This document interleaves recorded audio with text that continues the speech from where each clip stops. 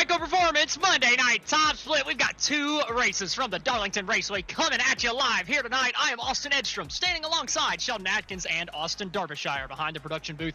As always, Sheldon, this is one of my favorite racetracks on the circuit, especially on iRacing. It is absolutely fantastic. The tire wear is mental. Absolutely love it. Sheldon, what do you think we're going to have in store for us here today from Darlington as we get the aerial view over it? Oh, man, this is like you were just saying, dude. This is one of the best tracks on the circuit. Some of the best finishes I have ever seen anywhere in iRacing have been here. I mean, heck, the first race that you and I covered together earlier this year in May, we had a literal tie in the Xfinity race here. So I'm expecting something crazy. I'm expecting a little bit of chaos, and I'm also expecting to see whoever walks away with this thing, man. It's not like when we go to the mile and a half where it's just like, oh yeah, you know, they got lucky, they got there. No, this is a driver's track. You win here, you're the best of the best. And difficulty with Darlington is, well, like I said earlier, the tire wear, and there's no room on this racetrack. So it's very close quarters whenever you are racing with people, but most of the time you're going to be finding yourself racing the racetrack. A little bit different than what we typically see week in, week out, at least for the A Open cars. Sometimes the B Open gets the other way. But Sheldon, what are your keys to the race here tonight for the next gens? I got a handful again this week, like always. First thing I say is do not be afraid of the wall, man. Like, you come into turn one, you got to plant that thing. You got to get it up there about a half inch off of the, off the marbles, and then grip it right back down to the bottom. You got to send it in 1 and 2. Do not be afraid of getting up there against that fence, because as soon as you do that, you're going to kill yourself down the back straight away. Second part, man, you got to take care of others, and you got to take care of yourself. You do not want to come in here, rifle it down in the corner, and charge, door bang, stuff like that on the front half of the track. Because as soon as you do that, you're going to block the track, wipe yourself out, and a whole bunch of others with you. Nobody wants to be that guy. Then third of all, and most important, if we have a long stretch of green runs, that pit entry, really tricky. You've got to go pretty much all the way down into the infield to get down to pit road. And a lot of people blow it. It's really flat. It's really slick. So do not hit them barrels. Do not hit them barrels. Somebody I'm betting on to hit the barrels down in second split tonight because he's not good enough to get into first is Nick Stein. He screwed both of his qualifying laps there in second split, as he said in chat. That doesn't surprise me one bit. But we're going to move into the broadcast picks for tonight's top split, because that's what everybody cares about, not any of the, Nick Steins down in second split. But we're going to move into the picks. Joseph Squared is going to be my pick. He's a tire saver, man, and this is a tire-saving racetrack. Joseph's going to plummet on the short runs, but he's going to be unbelievably quick on the long runs. Yeah, Joseph always good at those long runs, but I got to go with Hoffman, man. The past handful of weeks before we went to Daytona, he's really been, it's like somebody lit a fire under his tail. He's really been up there fighting with Garrett Maines week in and week out. I'm wondering if this week could be the week he gets it done. And Derbyshire's picking Jacob Schneider. He did win a couple weeks ago at Michigan, so that's a pretty good pick there from Austin Derbyshire. I like that Jacob Schneider pick. Two Ryco boys on there, and I think Hoffman, is Hoffman running Ryco setups too? Maybe not. Either way. No, Hoffman's some of the other guys. Gotcha. Well, we're going to move into the schedule for this week to kind of get an idea of what's going on. Nothing on Tuesday, nothing on Wednesday this week, but Thursday night for the High Slide Racing League, 8:20 p.m. Eastern. That's going to be at the Texas Motor Speedway. And then right back here on Friday night for the Ryco Performance. Friday night top split action from Darlington, and I'm telling you, you're getting, a 1-to-1 here tonight, except it's just a little bit shorter. But man, it is going to be fantastic. I can't wait for that NIS in the later on in the week, and even tonight it's going to be absolutely fantastic. But we're going to move into our starting grid for the evening tonight. Nicholas Roman up on the pole, no surprise there. 0.04 of a second between him and Richard Garcia. Michael Mitchum in the third place position with Patrick Gitter on his outside in fourth. Jacob Schneider, our producer's pick, lining up in fifth. Johan Seminario lining up on his outside in sixth.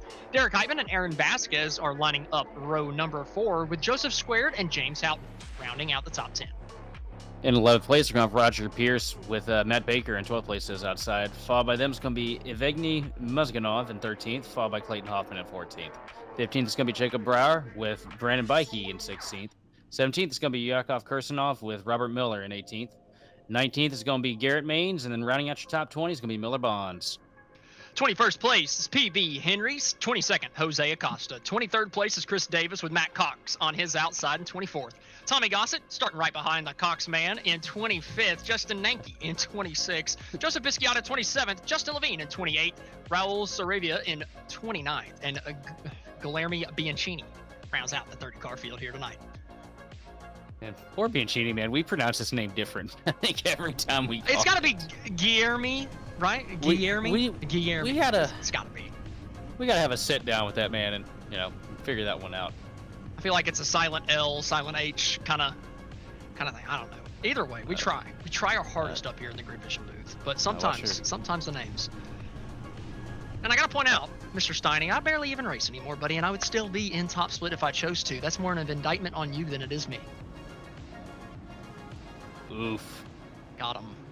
I can't wait until he wrecks out about 10 laps in and starts talking in the chat more often. That'd be pretty fun. I haven't been racing ever since iRating inflation became a thing, really.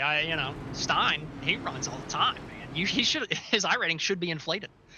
But our producer says it is. 3,000 inflation is not good. I made the ever so wise decision after months of complaining about not being able to get any higher than 2,300. I was like, man, you know what? Let's go back to short track racing, learn some of the fundamentals. Go actually have some fun with it, because I'm not having fun in B or C or A right now. And dude, I tell you what, I've picked up about 1,000 iRating just going back and running SKs and ARCA. Oh, you're farming on the shitters down there.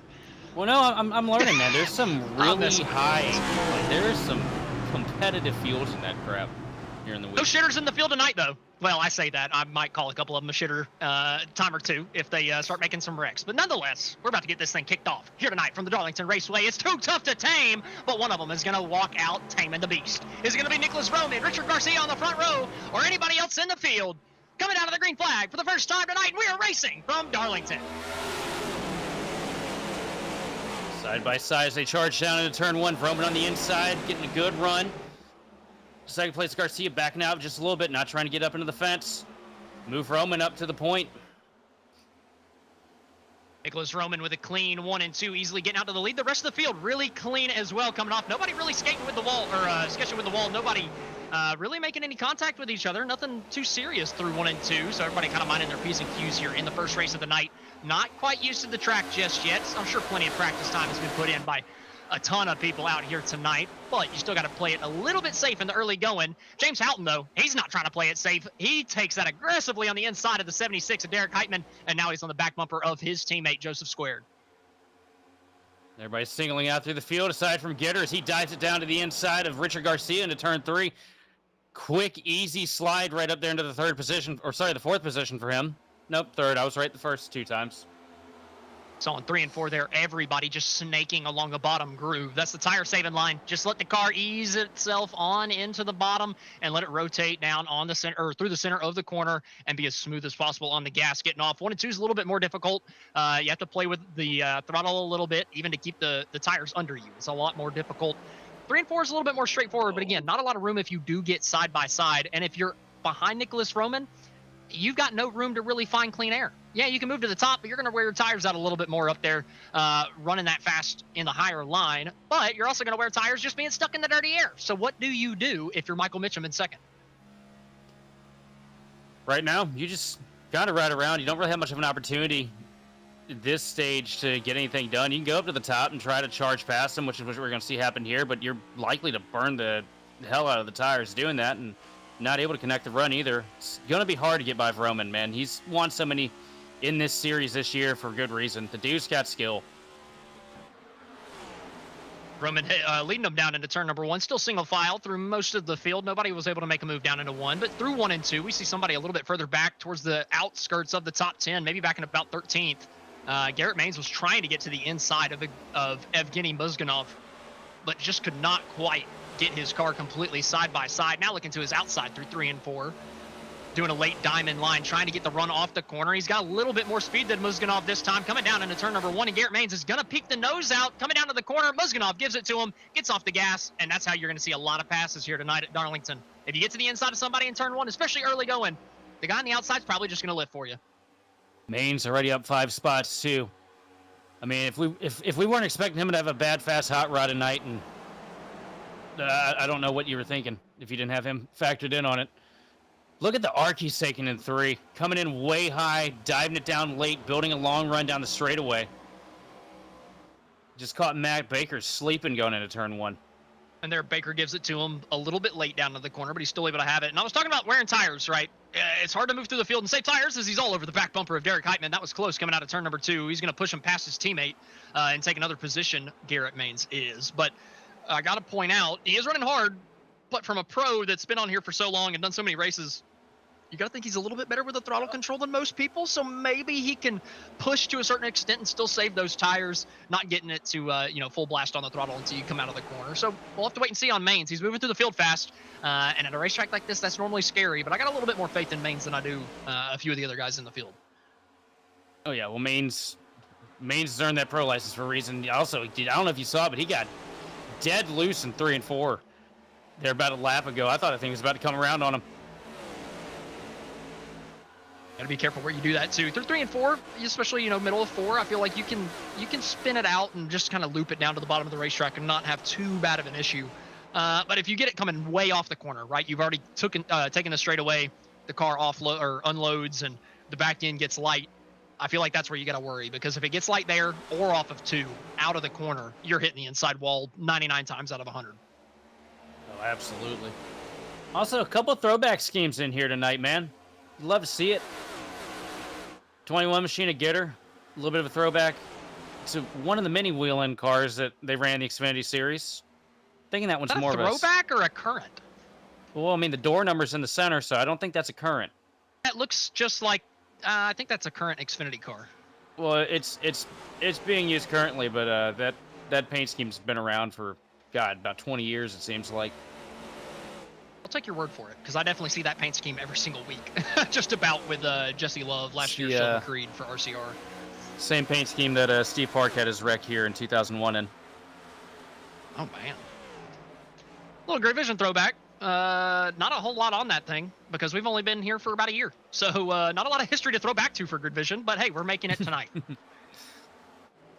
Also, while we're on the topic throwbacks, 56 Machine of Johan Seminario.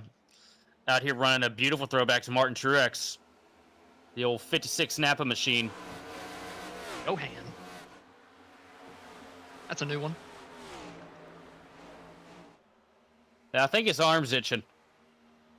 No, that's the Clint Boyer paint scheme. Martin got penalized, and Martin didn't even do anything. No. But if it happens tonight, somebody's going to put Jeff Gordon into the championship standings for the AA Open Series. Is anybody here in a 24 car? Can we find somebody to designate as Jeff Gordon? Just in case. I will keep looking. I mean, Hoffman's probably the closest. He's got a Jeff Gordon scheme. So I think we could argue Clayton Hoffman. Hoffman's pretty good up there in the point standings right now too, though. Yeah, but he's the closest paint scheme. So I feel like that's kind of like, it kind of looks like an old DuPont scheme to me. Acosta's got the Teenage Mutant Ninja Turtles theme going back there in the 26. I was never a fan. Yeah, it's that Jeff Gordon for me. EMNT paint, I believe. Oh, it is Jeff Gordon paint. All right, Jose's going to be Jeff Gordon tonight. Yeah, there we go. Fair enough. Mr. Turn 7 himself, Jose Acosta. Ouch. Back up towards the front of the field, Nicholas Roman still leading the way. That was not too big of a shot at Jose. Well, at least for me, it's water on the bridge for everything with Jose. But maybe a little shot. You know, we like to be a little sarcastic up in the booth sometimes, joking around with some people or about some people behind their backs. Whatever we feel like that night. Is it really behind their backs when they can come here and watch it? Well. Yeah. That's if they never tune in, it's behind their back. But if they watch it, it's right to their face. So are we really doing anything wrong with that? Yeah, well, I mean, look, you said at the beginning of this thing, there's no shitters in the field. I see the one GridVision machine of Justin Levine out there, and I have to speak contrary to your earlier statement. Well, I did kind of backtrack on that a little bit. I think there's going to be a couple people that make shitter mistakes tonight. That is for sure. Darlington's a treacherous place, man. It'll catch out the best of the best. And so it's kind of hard for me to use that word at Darlington, because I feel like you mentioned earlier, it's a driver's racetrack. It's one of the most difficult places to get around. So if you make a mistake here, I'm not going to harp on you too bad.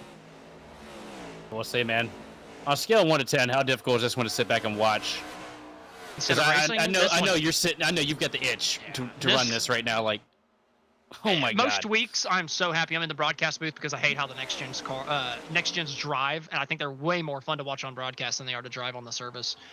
Like I'll watch a next gen race any day of the week on iRacing. I hate racing them though. But Darlington, it doesn't really matter what car you have. It's just the racetrack is so worn out, so abrasive that it doesn't matter how much grip the race car has built into it. It's not going to last very long. And you still get the next gen negatives at Darlington, right? Like the guy behind is absolutely wearing more tire, absolutely just struggling through the dirty air. And it's realistic, right? I just ran a league race at Kansas yesterday, and I couldn't believe how bad the dirty air has gotten. It's pretty accurate. So I gotta imagine here in the next gens, now this is open setup, so a little bit different. You can kind of get the thing to rotate, but still in the dirty air, off throttle, you're just not, or getting back onto the throttle, I should say, you're just not getting anywhere. That nose just slides up the racetrack everywhere. So if you're Michael Mitchum, I feel like you're in a really bad spot, and you see him starting to finally fall off the back bumper of Roman. Gitter, though, he had kind of given himself a gap, as we see the 98 getting past, a little squirrely there coming down into turn 1. I feel like you got to get a gap, right? Give 3 or 4 tenths, 5 tenths of a second to the guy in front and ride right there. I will say Mitchum is doing a really good job hanging on those. You see him start to charge back here into turn 3, closing that gap just a little bit, running a little bit of a higher line to try and get a little bit of air in that front splitter. Laps are going to be a little closer to equal this time, I feel. Actually, give the advantage to Mitchum with an 8.22 over Roman's 8.59 at the moment. So still close between the two, and we're 20 laps in. Honestly, these first 20 laps have absolutely flown by. I can't believe we're already 20 laps into this thing, but you typically do get the field to spread out, and we get some green flag racings. God bless, green flag racing at Darlington time and time again. So it's just one of those racetracks that I feel like it's a little bit more difficult to have a caution come out and break up the action. Even if somebody does spin, a lot of times they're so far off the racetrack that you don't get anything. So at a place like this, you got to prioritize that long run speed. And the guy that's doing it the best right now, I think, is Roman, just because he's in the clean air. The clean air is king. Absolutely is here, especially with these cars. Somebody that's really far behind right now, and I don't know what happened, is Nike. Right now at the tail end of the pack, way back from everybody. Not sure if he had an incident at the start of this thing or not. Normally he's really fast. I'm kind of curious as to what happened to him. Yeah, to be that far back, right, 4 seconds off of the next closest car, that makes me think something must have happened. I'm getting a look back. It looks like he just dropped anchor on lap 1. I don't see anything too crazy. Well, there were somebody almost spun, actually. Jose Acosta actually got turned by Tommy Gossett on lap 1 through 3 and 4. Acosta did a great job saving it.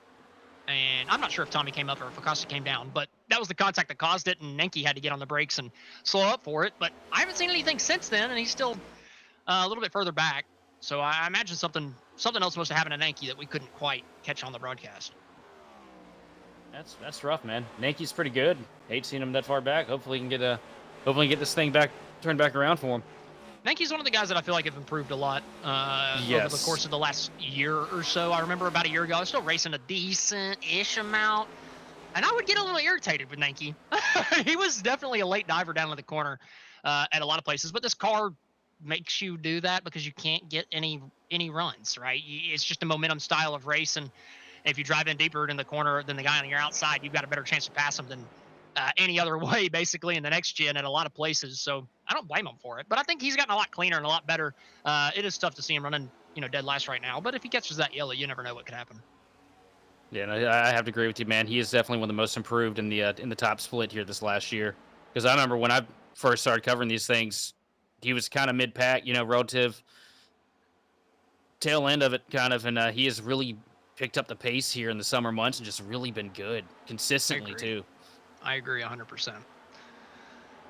So a little bit of an off night for Nenke. Maybe he's trying a little bit different setup too, but Tommy Gossett moving to the bottom side of his teammate Miller Bonds through 3 and 4. Bonds not going to fight that one. Not too surprising to see that between teammates. I mean, you're going to see that between people that aren't teammates at this racetrack, and you don't see that anywhere else. I mean, there's just about no places, because everybody here knows how much the setup shops hate each other. Everybody knows how much the teams hate each other.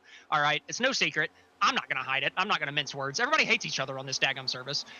So whenever you come to a racetrack where you actually let people by, like you would in the old school days of NASCAR, it's a breath of fresh air. I love it. I hate you.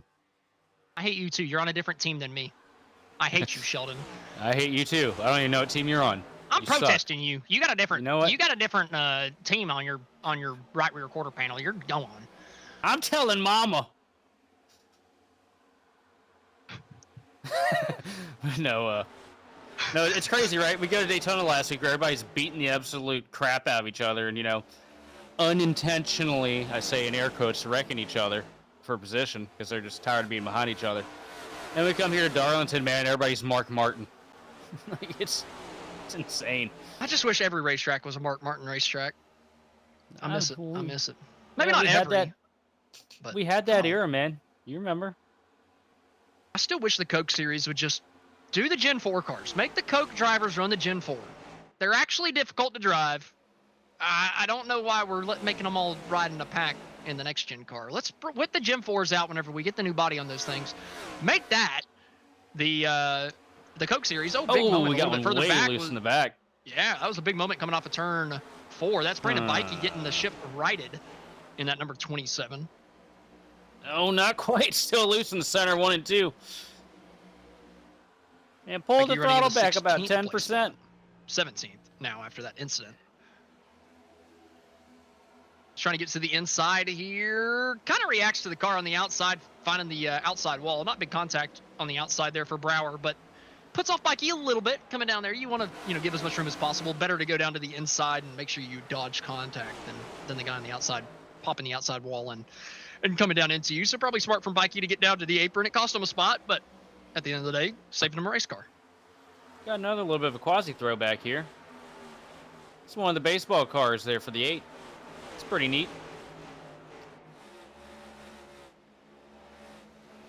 Very, very junior-esque. Can't remember which year, man. He ran that baseball car every year. It was hard to keep up with. 2000. Well, I just remember the. Because 05 was the red and blue. Yeah, well, 04 was also a baseball car for Daytona. I think it might be the 04. I think it was just 04 and 05 that he did it. 04 was the 500 winning season, so that's probably the one he's throwing it back to. Oh, you got your numbers wrong, buddy. 01 was the win year, and no, I'm talking about 04 being the Daytona 500 win year. That was but it wasn't a baseball car. That was a born on date. I got that diecast. You're right. I got that diecast sitting 10 feet in front of me. I do too. I don't know. I've literally got it to my right here with the white on the wheels and everything, and I literally didn't even. But yeah, you're right. It was 2001. Thank you for the correction. Yeah. Nonetheless, Nicholas Roman, 0.6 of a second lead. I mean, I don't know if we expected anything else out of him. Took everything in my power not to pick Nicholas Roman tonight. I thought we weren't allowed to pick him. That's why I didn't. Oh, we're not? I did not know that. Well, and then I accidentally didn't pick him tonight. Or I lucked into not picking him, I guess. I didn't know that it was not allowed. If I remember correctly, Roman won the SOF back in the spring. Was it? Oh, man. Because Maines and Conklin got into a shoving match. I think you're right. I was thinking Schneider had won it, but I think Schneider won Dover in the spring, and I think I was getting those two confused. Yeah, and I wasn't here for Dover. And then Schneider won Michigan a couple weeks ago. Here, Garrett Maines, he's driven up to the 8th place position from 19th. So he's continuing his march towards the front of the field. And I was talking about, I didn't think he was probably wearing the tires as much as some other guys would that would try to run his line just because of the caliber of driver that he is. And I mean, we're seeing that. He's still making passes 35 laps into this thing whenever he was more aggressive than most at the beginning. He's also matching times with your race leader, Roman, in traffic. That was tight there with Vasquez. Vasquez barely letting him get by before he cut down to the bottom. Garrett Maines now up to 7th. 2 more Ryco cars right in front of him. They're in a battle now. Joseph Square, James Houghton. Joseph's trying to take it. James really cut the nose off, and Joseph almost found the wall through 3 and 4. Can he get the momentum coming out of the corner to make a move down into turn number 1? Joseph's looking for it on his teammate. He's there. He's there, Joseph. Houghton give it to him. He lifts early, and the 20 is going to take it. Yeah, it's the last place you want to be is on the outside going into turn 1 with somebody on your bottom. That is one of the most nervous feelings in the world.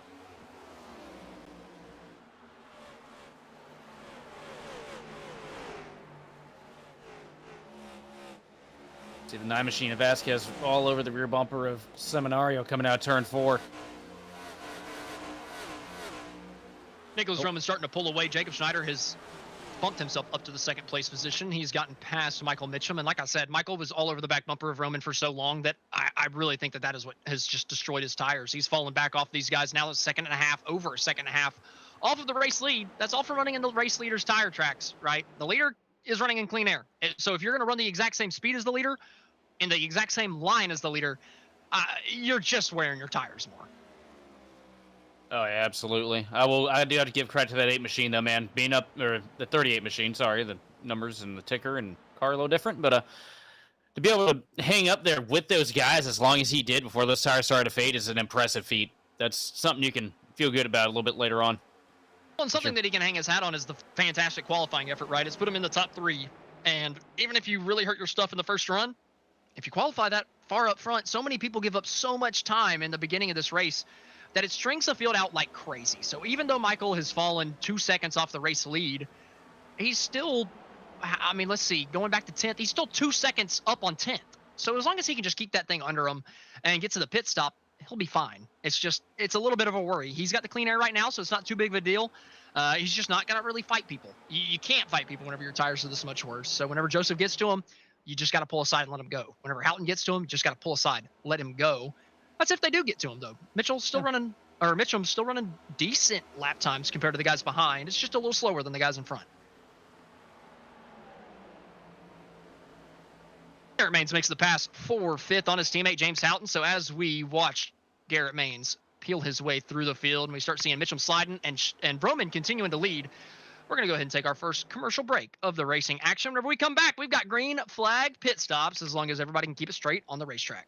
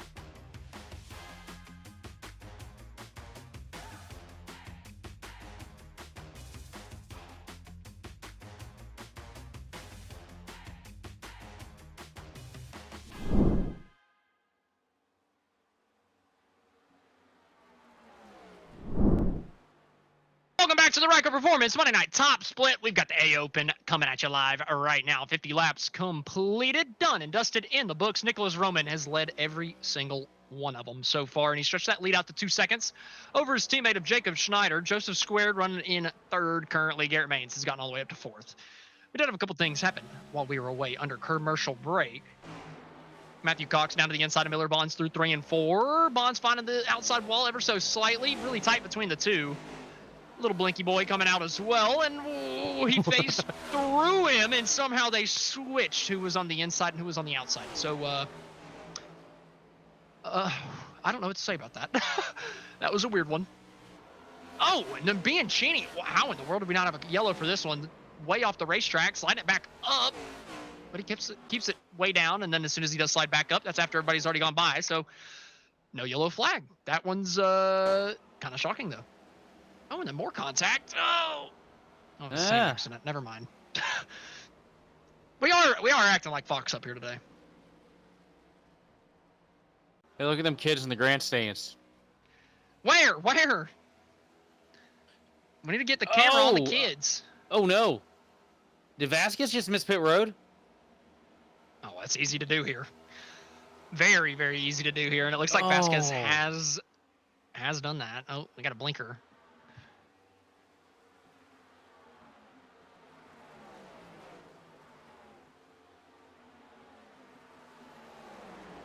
Richard Garcia kind of leading a pack of his own here in 7th place. Patrick Gitter lined up right behind him. Tommy Gossett, Mozganov, Acosta, all in line right here trying to get through.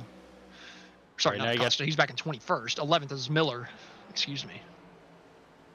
Tommy Gossett sets up a pass on the inside of Gitter, gets him down into turn 1. That is for the 8th position. We got a handful of people on pit road right now. A little early for the green flag pit stops, I got to say. But you're kind of hoping that everybody comes down pit road and then a yellow flag comes out and everybody has to come back down because it's Darlington and you have to take tires every time the yellow comes out. So that's kind of the strategy you're looking for here. The guys coming down early, they're honestly betting on a yellow flag around lap 80 or so. Everybody that stays out a little bit longer, they're trying to win the race on merit or at least be up towards the front of the field. Just straight up after all the green flag racing. Gitter gets put into the fence. Mozganov looking to his inside, tight between the two coming off of turn number 2. Another 3 wide coming down the back straightaway at Darlington. How in the hell is this going to work? 3 wide, Garcia on the bottom as he charges it down at turn 1. No, not close, but Miller on the bottom trying to make it work, but Mozganov is going to hang on. So Mozganov picks off the position off of Gitter with a little bit of contact. Then, well, Miller couldn't get the job done in 3 and 4. Unfortunately for Gitter, though, he loses 2 positions off of that. Yeah, I think Gitter really burned his stuff off at the front end of the run because you see him kind of just going backwards at this point now. It's a painful place to be in here. Watching the new tires versus the old tires, Nicholas Roman is getting passed by Vasquez, who has just been off of pit road. And, I mean, it's just, the difference is night and day. It's absolutely insane. Jacob Schneider, your 2nd place runner, coming down pit road. So he's been a little bit early.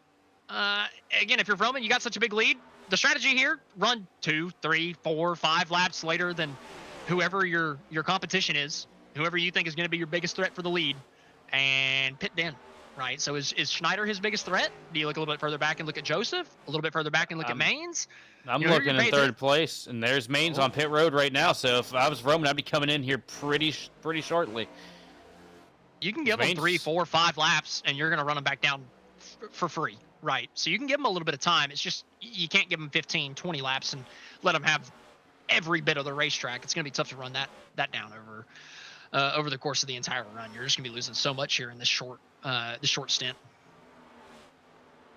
I'm still just disappointed that it's Joseph Squared, not Joseph Cubed. After that interview last week, find out it's not his middle name ain't Joseph. I've been kind of disappointed. You know Joseph isn't his last name, right? No, that's what we're going with, man. That's what it says on the iRacing thing, so that's real. Nobody lies about their name on iRacing. What are you talking about? Yeah, we'll go with that. Oh, Mozganov. He's gotten into the fence. He's going to give up the spot to Miller and Houghton. Well, Houghton has come down pit road, and he's on new tires. So that one was a given at some point. Justin Levine sliding into his box. That was... I don't know who it was, but somebody just put an aggressive block on Hoffman coming out of pit road.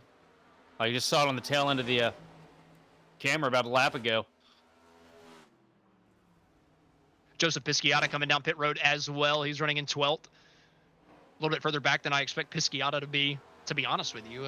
He had been, I believe, outside the top 20. That dude's fast. So I'm shocked that he's been back there tonight. Maybe he was a little bit further up and I just hadn't caught it before the pit stops. But being 12th after so many people had come down is Nicholas Roman, your race leader's coming down. This is a very easy track to miss it too, though. You'd rather be something behind the wheel or something with the setup. Like, this is one of those tracks where the slightest miscalculation in anything can really come back and bite you. Fair point. I just know Pisciata's a stupid quick driver, so I kind of get surprised whenever I see him running outside the top 20 or in those fringes. Typically, I'd expect him to be a top 10 guy, if not top 5 winning. So, but Joseph Squared, he's going to be the last one. Not too surprising to see that, right? Out of all the main competitors up front, right in the top 5, I believe Joseph's going to be the last one to come down pit road, and he's bringing a whole host of others with him that were just on the fringes of the top 10. Garcia coming down pit road. Right in front of him, we got Seminario. Right in front of him, we've got Mitchum. So a couple more cars coming down, finishing up their pit service. What will be the one and only pit stop tonight if we do not find a yellow. I was going to say Joseph Squared, but they've really clean pit entry, too. Not too much slide. Look pretty good.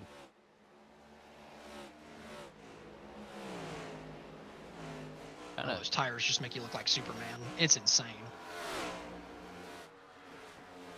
That is a very, very abrasive high-load racetrack. So tricky, man. I cannot wait to get out here and run laps this week. It's going to be so much fun. That's what I'm saying. This is like the one week, or the one racetrack out of the year. Maybe you can give me Dover. Maybe you can give me Watkins Glen, where I'm like, man, I would much rather be behind the wheel than in the broadcast booth. This is one of the few times. It is just fantastic how fun it is to race out here. Jacob Schneider, because that early pit stop has clearly jumped Nicholas Roman. Garrett Maines has also jumped Roman. You got to think they were anywhere from 2 to 4 seconds back at the time of their pit stops. But Roman, he's got the newer tires. So over the course of this entire run, as long as Nicholas hangs on to him, he's going to be it's going to be easy for him to come back through the field. Also, another thing, these guys are having a fight right now, too. If you go on board when they come down that back straightaway, man, that sun is glaring right in their eyes. Can't quite see it here in 1 and 2, but 3 and 4, it's pretty potent. There we go. Kind of blinds your entry a little bit, makes it very, very difficult. Luckily, it's not as bad as it is in real life. I've definitely, I've seen some in-cars from real life that just make it impossible. This is not terrible. I think it's actually in a decent spot to where it's kind of behind that building currently. A little bit earlier, though, in the race, it was definitely more difficult for these guys to kind of judge their lifting point, judge their braking point coming down into turn number 3. As the night goes on, it'll become easier and easier, and the track will get grippier and grippier as the last of the holdouts at the very front of the field deciding to come down. Miller, Mozganov, Heitman all coming in. Hoffman deciding to stay out on the racetrack for another couple times around. Acosta still out there as well. I think James Houghton, I believe, is the first one that came down pit road in the running order right now. He came down a good bit earlier than most of his teammates. Yeah, talking about this, condition changes as we get later, too. You see the lights have been turned on around the speedway, too. That just came on about 2 or 3 laps back. This track's really going to start cooling down here very fast, and it's going to get gripped up.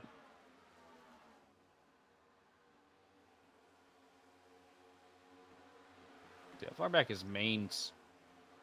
He's ahead of Roman. Only 1.5 seconds off of Schneider. He's got newer tires than Schneider. But Roman has newer tires than Maines. I mean, that's basically your entire running order right now. Obviously, Hoffman is waiting and praying on a caution. He's hoping he catches a yellow and gets free track position. Up there in the lead. Still is not pitted. Houghton in second. Pitted around lap 47, I believe. So a very early pit stop for the 15. He will be struggling. Schneider, again, a little bit earlier than 60. I think he pitted around 55, 57. Maines a couple laps after that, and then Roman a couple laps after that, and then Joseph a couple laps after that. So everybody in the top 6, it'll be second to 5th, or I should say second to 6th right now. It'll be first to 5th here in a moment. I believe that's kind of who you have to pay attention to, because all of them are progressively on newer tires. I think Joseph's a little bit too far back, being 6 seconds off of Roman. That worries me for him. I don't think he can get up to Roman and take the win. Podium's still on for the 20, though, I believe. But that's kind of mostly what we're watching right now, is just how much do the newer tires mean, depending on how many laps you have it compared to have on them compared to your competition. So just keep an eye on second to 6 over the course of the next 50 laps or so. Yeah, Roman 0.2 of a second and a lap faster consecutively than Mains. Well, not so much that lap. I just looked back at it, but up until now, just 0.2 quicker. So I'm kind of, if I'm Roman, I'm kind of concerned because Mains is doing a good job matching pace on older stuff. Well, the thing is, I don't think it matters too much in the early going. You would rather run the exact same pace as Mains, right? For the first 20 laps, 30 laps of this run, all Roman needs to do is make sure that gap does not increase. As long as it stays the exact same, and he's saved tires equally as good as Mains, he will have better tires at the end because he took them laps after. So that's kind of what I'm paying attention to for Roman. If he can just keep that gap consistent and not, if it closes too much too quick, I'd be worried he's burning his stuff up. So if you're Roman, just be consistent. Smooth. Contact. Lap after lap. Contact, 11th place, Johan Seminario with Aaron Vasquez. These two have been wearing each other out for the past 2 laps. Side by side around both ends of this track. Right now, Vasquez is going to pull him down in turn 3, though. But Johan's going to fight back hard to the bumper, and he moves him! Contact! Vasquez tried to cut him off the corner. Not going to be enough. Johan's still keeping his foot in it. Coming down into turn number 1, Johan now in a side-by-side battle with Brower behind. And Johan's just going to have to give the position up. I couldn't quite tell if Johan gassed it through the center of the corner and just got to the left rear as Vasquez was coming down, or if Vasquez chopped his nose off. It was pretty close between the two coming through 3 and 4. But Johan, you got to believe, is not going to be happy about that. He's going to be trying to get back up to the back bumper of Vasquez here as soon as possible. Yeah, Vasquez was running him really hard and ragged up there on the outside line. I think Johan was a little bit quicker. Vasquez with a little bit of right side damage, possibly holding this pack up just a little bit. And Johan really disappointed with how he's being raced right now. I don't know if you heard him over the driver chatter, but he was not thrilled. This is one of those places where it's easy to get frustrated. I'm pretty short-tempered, so, most of the time on iRacing, I get a little frustrated as we see Hoffman finally come down pit road. But at Darlington, it's even easier. There's nowhere to go, right? If there's a little bit of movement through the center of the corner, it just ruins it. Yeah, Johan has gotten back past Brower, and he's back on the back bumper of Vasquez. So, but this is kind of more important right now. Schneider's making that pass for the race lead, and it's going to be easy for him, right? He's on way newer tires. There's just nothing Houghton can do. Seminario to the inside of Vasquez, though, back there for the 11th place spot again. These guys still going at it. This time, Vasquez just kind of gives it to him. I think that was a smart play. Maybe he realized that first contact was more on him. He cut the nose off of the 56 and just gave it to him the next time by. So Johan, it cost him a little bit of time, but at least he's got the spot. Levine trying to make a move now. Levine all over the back bumper of Vasquez coming into turn 3. Not able to get quite a good run on him. Going to go back up to the top, try and charge it up off the corner. I think with the damage that Vasquez has gotten on that right side of the car, it's really hurting him at this stage in the game. Right front fender sprinkled up pretty bad. I'm wondering if it maybe mess up the splitter or possibly the toe. He does have that right front crinkled up, so that's absolutely hurting Vasquez, whether it just be damage to the fender or not. He's giving that spot up to Justin, who goes through to 11th. Levine started back in 28th, and this thing is run green the whole time, so really good move, or really good run so far from Levine, getting up into the top 11. Yeah, that's what Levine needs too. He's had a couple, hard breaks the last couple weeks. Get out here and actually run well, score a couple points, and have some fun with it. It's life-changing for him at this point. You might be a little over dramatic on that one. I wouldn't say quite life-changing. No, it's everything, man. He doesn't touch grass. When's the last time we haven't seen him on here? Come on, man. I roast him, but I think he gets out. Nah, he gets out. I got to pick on him. Can't think that we're biased over here or anything. Hey, not quite. Oh, come on, Darby. You can't be doing Sheldon like that. He's got a kid. Of course he doesn't get out. He's changing diapers all the time. I'm out in the sun going on walks every day. Oh, Johan just cannot find the room he needs. It's super tight between him and Gossett. Levine all over his back bumper now. Does he help Johan get through, or does he try to make the move himself? Instead, Johan's going to go down to the inside of turn 3, looking to take the spot from Gossett. Levine just trying to decide where to go off of this. Where can I make the move? Johan tight with Gossett coming off of turn 4. But Johan's going to keep that side draft coming down the front straightaway. He's going to have the preferred groove going down into turn number 1. Gossett does not lift. He does not give it to him. So Johan's going to have to fight this through the hard way, using up all the racetrack between the two, side by side through 1 and 2. Johan's still there. Levine giving him a big shove down the back. Levine with the push down into turn 3. Johann's going to clear Gossett. Now Levine on the inside of Gossett. Gossett's going to roll out of it for Levine. Gossett's going to tuck right up in behind him. Woo-hoo! Sideways from Levine. Justin. That was close. I thought that was race over right there. He was shaking it for Gossett.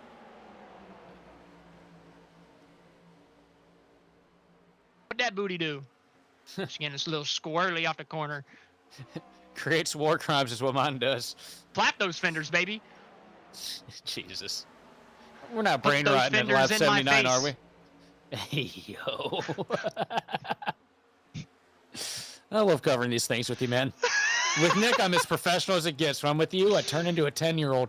Hey, look, awesome. look, man. If we were covering Coke, I'd bring the utmost professionalism, right?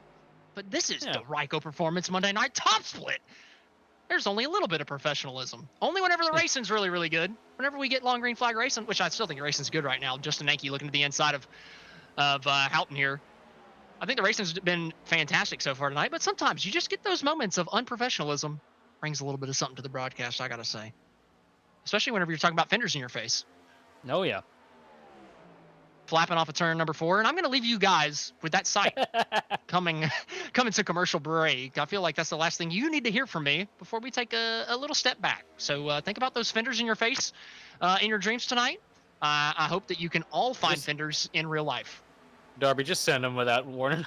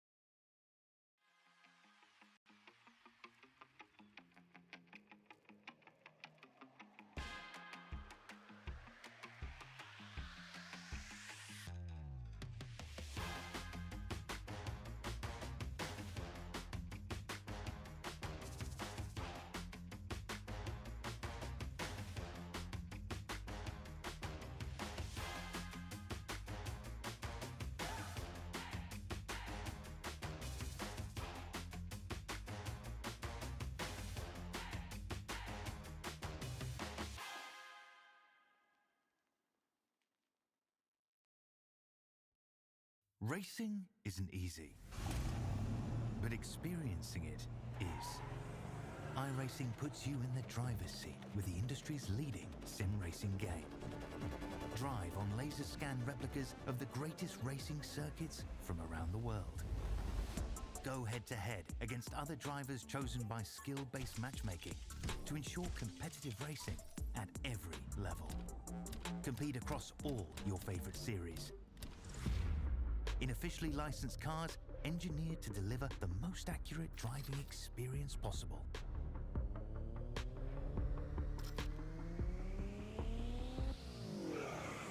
Join a race or host your own with players from across the globe.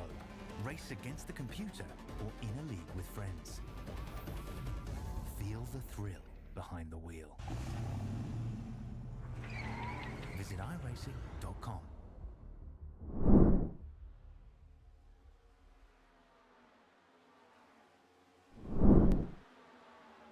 Welcome back to the Ryco Performance Monday Night Top Split. We are 89 laps into this thing. Jacob Schneider's currently your race leader. Roman's got a little bit newer tires, and he's gotten himself up to second. Can he run down his teammate?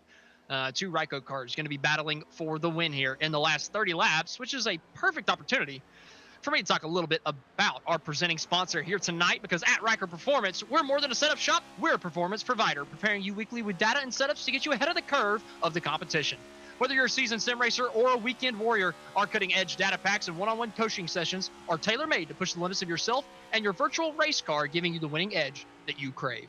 Why should you choose Ryco? Well, we have expert craftsmanship by a team of seasoned builders, cutting-edge performance enhancements tailored to your vehicle, and unrivaled coaching and reliability to handle the most demanding circuits on the iRacing platform. For more information, visit us at Ryco-motorsports.com, where we build champions and deliver results. Big thank you to Ryco Motorsports. Ryco Performance for sponsoring the Ryco Performance Monday Night Top Split every single week, getting to do 2 back-to-back races every Monday night, except for week 13s, which we're coming up on next week. So we'll just be broadcasting the B Open next Monday night, and that's going to be at 8 p.m. Eastern. Well, during that ad read, Roman carved that nearly 1.5 second gap to Schneider down to 0.6, and it is closing quick. 0.2 of a lap faster on average. Looking at the chart here, Roman has been over Jacob Schneider, and it's compounding really fast. So you see Schneider go by lapper here into turn 3.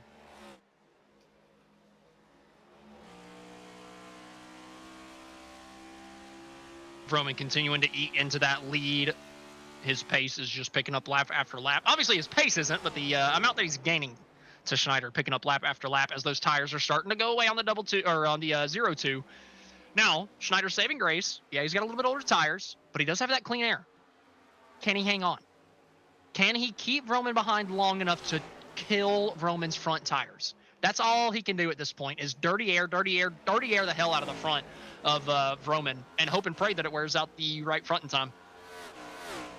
I don't see it, man. Roman is so fast right now, but we did see the gap close, or kind of stall out just a little bit there. The lap before, Roman was nearly 0.4 faster. This lap down to just 1/10. Schneider pitted on lap 56. Roman lap 60. 4 lap fresher tires for Nicholas Roman. A lot of places you wouldn't blink twice at that. You wouldn't think too much into it. At Darlington, it's everything. Yeah, this place, I don't know, I'd compare this place to NASCAR's version of Monaco. It's old and there's nowhere to go. Yeah, but you can at least get side by side. I mean, oh yeah, but it's as close to it, I guess. That's fair. Well, on new tires, right? I'll give you that. The first 10 laps, if everybody was running as hard as possible, it would look like Monaco. But because you actually have to care about tire wear, unlike Formula 1 at Monaco, at least not to that level, it doesn't matter. Roman with a heater. It's not quite the same. Johan Seminario dropped out from the session, so unfortunately for Johan, he is not going to get the finish that he deserved. He was doing a decent job getting himself back up into the top 10, so really, really tough break from Johan here. At least I'm not seeing him. I haven't seen him fully drop out yet, but I think that he's already 2 laps down, so tough break for Johan. And it really does look like that dirty air is affecting Roman, though. He gets right there to him, and then he just can't do anything once he gets to a certain window. It looks too much like real life iRacing. Come on, take it back a little bit. That's the thing. Like, there's so many things about this sim that are video gamey, that are not realistic. But they hit the A car on that nail on the head with the dirty air. Like, really, this is the one thing you could have slacked off on and we'd be happy with. But no, we're gonna make sure the dirty air is absolutely how it is. It's frustrating. It's a little frustrating. What? You mean NASCAR designed a NASCAR designed a car that was supposed to not have any dirty air, and it actually has worse dirty air than what it had before? Who would have thought? Well, it fixed the right side dirty air. Like, it doesn't spray off to the right in the middle of the corner, so you can get to the right side of somebody and it'll work. But if you're directly behind somebody at a track with one lane, good luck. Good luck. Yeah, now you can't drive a loose car anymore in real life. It's fun. Did you see or do you listen to the Denny Hammond podcast? Because he said a couple weeks ago that NASCAR did not do any group tests. No draft tests, no dirty air tests. until December the year before the car came out. Oh, 2 yeah, months. I already knew that. 2 months. 2 months before the Daytona 500. Yeah. Intelligent. No, I can tell when you look at everything else that they've had happen. But either way, Roman all over the rear bumper now of Jacob Schneider. Schneider and Roman in turn 3 here. Roman up to the top just a little bit, all over the tail end of it. Not able to get the power down, though, coming down the straightaway. Bond's getting out of the way. Smart move from Miller Bonds, letting his 2 teammates go. Let them fight it out. Ends up being a smart move there from Miller, just letting them go. Let them settle it themselves with 21 laps to go. I'll say, man, I was expecting Schneider to fall off like a rock, but doing a good job defending against Roman right now. I feel like as soon as Roman gets side by side, now don't get me wrong, it's gonna be tough on the bottom. Schneider can definitely pinch him off, but as soon as he gets the clean air to the nose, I feel like it's gonna be done and dusted unless he's hurt him too much in the dirty air ever since he's been behind Schneider. He really needs to catch up to a lap car that's not a Ryco car, that's not gonna let them by, and have him dirty air the hell out of Schneider. But the problem is the next lap car is 8 seconds up the road, so it's gonna be tough for Schneider to actually catch him by the end of this thing. Only 19 laps to go for him now. I don't know if they can run down 7 to 8 seconds up to PB Henry. Another problem, too, for Roman. He's got Jose Acosta right behind him on fresher stuff, lap down. And now this is an irritating position if you're Jose, right? You can easily go by him, get your lap back, not have to worry about the lucky dog, so you don't have to start behind everybody, right? If you get the lucky dog, you have to start behind everybody except for the waiver rounds. Start on the lead, or if you get under yellow at the lead lap, you can come down pit road, pass a lot of guys that were in the wreck or whatever caused it, pass some people on pit road maybe. Give yourself a little bit more of an opportunity to gain some track position. So if you're Acosta, it's kind of a double-edged sword right here. Like, you want to be able to let the 2 leaders race it out, because let's be honest, Jacob Schneider and Nicholas Roman's race is more important than Jose Acosta's race at this point. But for Acosta, his race is still important to him. He wants to get back on that lead lap just in case that yellow flag does come out. Now, with him being the lucky dog, he still does at least get that. But again, it does come with a little bit of negatives with it. So for Acosta, I like what he's doing right now, though. 17 laps to go this time. There's not too big of a reason to fight it, especially at a place like this where if you make contact, you're wrecking them. You know, I'll give him credit where credit's due, man. You know, Jose, typically very aggressive, teeters on the line of what's too much and what isn't. Doing a really good job right now, just, you know, being patient, letting these guys have their own race. I was expecting him to get up there and start trying to dust through him, but he's, you know, staying back a couple car lengths, not putting any pressure on Roman, not making Roman feel like he's being hunted, and letting these guys race it out. Hats off.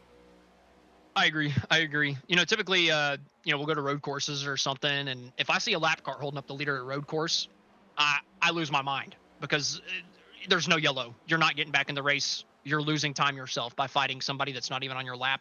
Your IQ is under 80. You are an idiot on road courses if you're a lap down car on iRacing fighting the leader. On the ovals, it makes a little bit more sense, because like I said, if the yellow flag comes out, you get to line up back up with everybody, and that 29-second gap that you had between you and the race leader is completely done and dusted. So there's definitely more benefit in it at the ovals, but coming down to this point, and like we said, Acosta does have that lucky dog to lean on. It's not necessarily the biggest deal. So I like what he's doing right here on the newer tires, still just biding his time. Looks like he's relying on the lucky dog. I think that's a smart move. Pretty classy.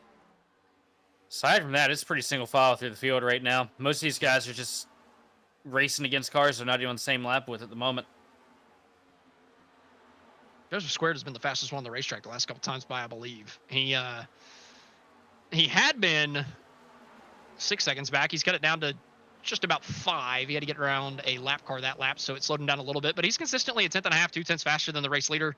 He did just find the wall there a little bit, but no harm, no foul. It's just going to be too little too late for Joseph to make this thing work, right? He's 5.5 seconds back, 107 laps in.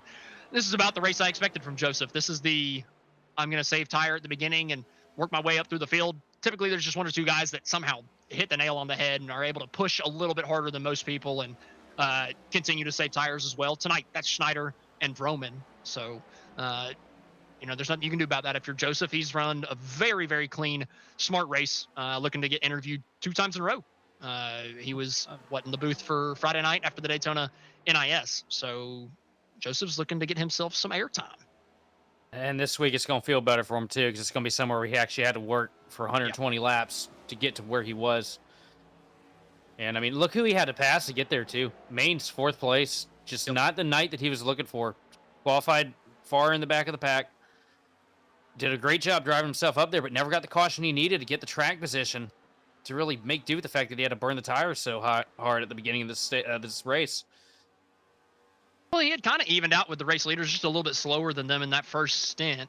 But then he came down pit road a little bit earlier, and ever since he got passed by Vroman, it's just been a backslide for Garrett. Not what we typically expect. I think he just ran those tires a little bit harder than he meant to at the beginning of the second stint, or he found the wall. He could have, maybe knocked a little bit of toe out of that thing off of some wall contact. That could be hurting him. But I mean, it's still tight between the race leaders. 10.5 laps to go, and Vroman, again, he can't get within 2/10. You get to that 2/10, 1.5 mark, and it's just dirty air. Good luck. I think at this point too, Vroman is absolutely equalized with Schneider. That tire advantage that he had earlier, it ain't there anymore, man. He's by sure hit the plateau point. You see him just about loop it coming off of turn 4. I mean, just where can he even find anything? I'd like to stay on this in-car cam. Just see what he's doing. See what he's dealing with the dirty air. You see him just stretching out the gap. Schneider is in front of him, coming off of 2. That's all that air that he has that Vroman doesn't. Coming through the center of the corner, you're starting to get on the throttle. And, well, if you get that dirty air while you're getting on the throttle, it's just tight, tight, tight. And at a place like this, you can't be tight or else you're hitting the daggum wall. Yeah, you see Vroman trying to run the outside line in 3 and 4 so he can get a little bit of clean air too, so he can get that launch down through the front straightaway into turn 1. But it's just too little too late because, I mean, Schneider's doing an excellent job right now, doing everything he needs to do to get this win. And you can see Vroman isn't even using all the racetrack either in 1 and 2. He can't get as high as Schneider in front of him. It's very slight, right? He's just getting the left front tire a little bit lower than Schneider in front of him through 1 and 2. Really? But that's all he can do is just get a little bit of clean air, because if he gets that all the way up next to the wall and has the dirty air, he's going to end up finding the fence instead of getting a good run. So Vroman's just, he's fighting with it right now. There's just nothing he can do. He is getting really, really loose in 3 and 4 and out of 2 there. Vroman's trying everything he's got. It's just Schneider's got it with that clean air. And I can tell you right now, I'm taking notes. I'm taking so many notes on this for later in the week, because I thought for sure, even with the dirty air advantage, if you had 4, 5, 6 lap pressure tires, you would blow by him. But if you haven't passed him after 30 laps after the pit stop, it seems to be a big problem. Like the tires equalize and they're just able to dirty air you, because Schneider's starting to pull out from Vroman. I wonder how much of that too is Vroman trying to cool stuff down a little bit here in these winning laps to try and mount one last charge at the end. Well, he just slid it off a 4, so I don't think he's saving those tires very much. We'll throw that out the window. This shocks me, not because it's Schneider, right? It shocks me because it's an older tire guy holding off a newer tire vehicle in the 95. And I got to point out, we've been talking about Vroman catching him and how I thought for sure it'd be a done deal. Schneider has not put a tire wrong this entire stint. It has been super fantastic from the 0 to the end of that first stint. He was 2-3 seconds off the back bumper of Vroman. He had started to fall away from your race leader. That pit cycle, that strategy completely put Schneider into the catbird seat, gave him the biggest advantage ever of the clean air that Vroman had in that first stint. And he's made the most of it. This has been a hell of a drive over the course of the second stint from Jacob Schneider to hang on to the lead.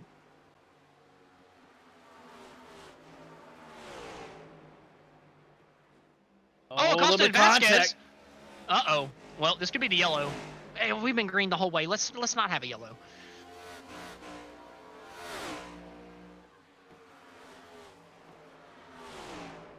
Costa all over the rear bumper of Velasquez coming into turn 1. 9 machine up into the fence. A little bit of Costa there on the bumper. He lifted, though. He could have sent him around. He didn't. 1 and 2 is a more difficult corner to do it in. 3, you can just drive in deep and take him out. So this is the one I'm more worried about, but he takes the high road. So Acosta not fighting it too hard. It looks like we're going to stay green, knock on wood. We have a new Jose this week. I like it. And also, I mean, we spend a lot of time talking about Garrett Maines. We spend a lot of time talking about Vroman, right? Because they're established. They've won a lot. We see them battling for these things all the time.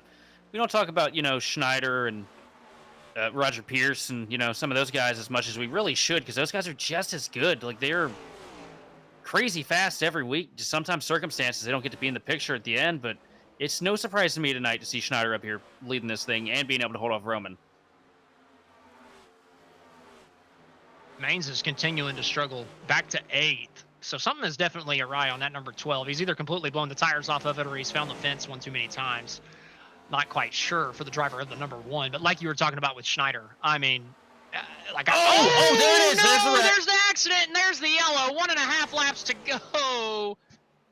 Oh my God, man. Oh no.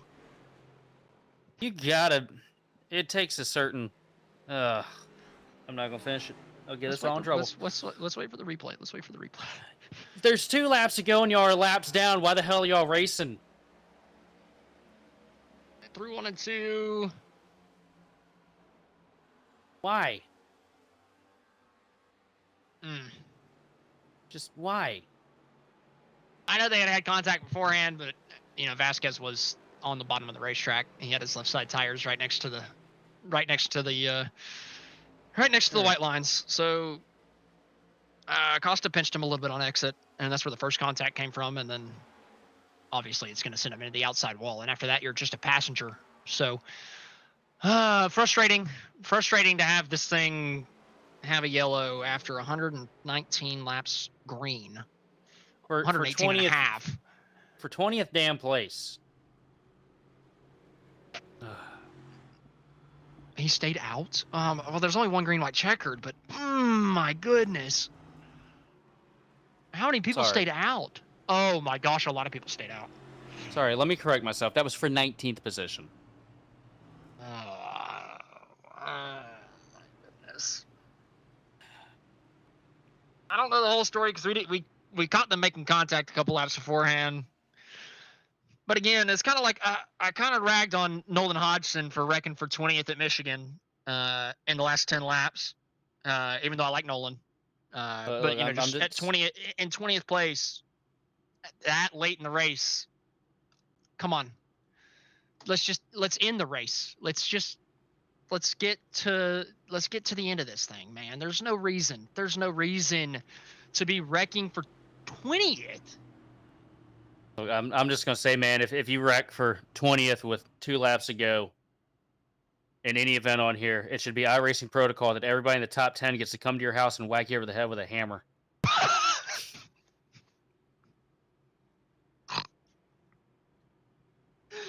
I'm not joking. I would be for it. No helmet allowed. No helmet allowed. Like what? How long are we into this? Almost an hour and a half or something like that.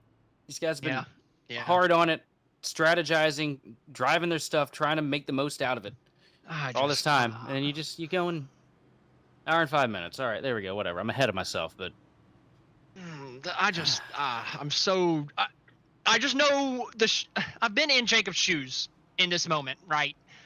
There's nothing more frustrating than this because it's kind of like I was talking about earlier. Whenever you're running a lap down, your race is less important than the race leaders, especially with 2 laps to go. I mean, look at the cars that are around Jacob right now. Joseph Squared came in later. He's got fresher stuff. Tommy Gossett, he was running really quick laps at the end of that thing too. All these, Jacob was set up for that battle that he had with Roman until the end. These other guys were on different strategies, staying out later so they could have better tires at the end of it. And it's if he loses this thing, man, he's probably not going to be happy to see Acosta or Vasquez at any other point, or Velasquez at any other point for the rest of the year. Vasquez. Sorry, there's 2 different spellings, but yeah, there we go. But similar things. I mean, I'm American. I'm dumb. No, Jacob's good news. Let's try to bring it back to reality as we get one to go into the pace car. Like I said earlier, we've got 1 green, white checkered in the A opens. So if yellow flag comes out, Schneider's got this. He's got 10 cars in between him and Roman at a racetrack that does not have a lot of room. So it's going to be very difficult for Roman to get through. Now in 3 and 4, I'd be willing to bet he's going to go to the apron and still be faster than everybody. So he'll make a lot of moves. It's just, can he get up to Schneider before the checkered flag? It's going to be tough from 11th. The main thing that you're praying for right now is that one of those guys going into turn one, one of those guys that took I agree tires, with that, Kenny. completely It's fair. chews through one of them guys further in the pack that didn't take tires. That is what you're praying for right now, if you're a Schneider. Aside from just focusing on hitting your marks and getting through 1 and 2. So if he can get through 1 and 2 with the lead, he's got it. Well, nonetheless, it's made this finish exciting. We can say that for sure. Jacob Schneider down on the inside, Joseph Squared on the outside, Tommy Gossett, Michael Mitchum, lineup row number 2. Can Nicholas Roman get through from 11th on the grid? Oh, he's 16th. My word. The green flag is flying, and we're back to racing. 2 laps to go from Darlington. I don't think it's going to be possible for Roman from 16th. Good launch for Schneider. He gets single file down to turn 1. Watch teammates are side by side through 1 and 2. That's everything Schneider needs, but let's see how big of a run Joseph Squared gets coming out turn 2. Pretty good launch, but not enough to get to him into 3. Brower got super sideways, way further back in the pack, slammed the outside wall, but we stay green down into turn 3 and 4. Who is the first car on new tires, and where's he going to come from? They're wrecking at 3 and 4. This race is going to be over, and it's going to be Jacob Schneider rightfully to win tonight. Good stuff for Schneider.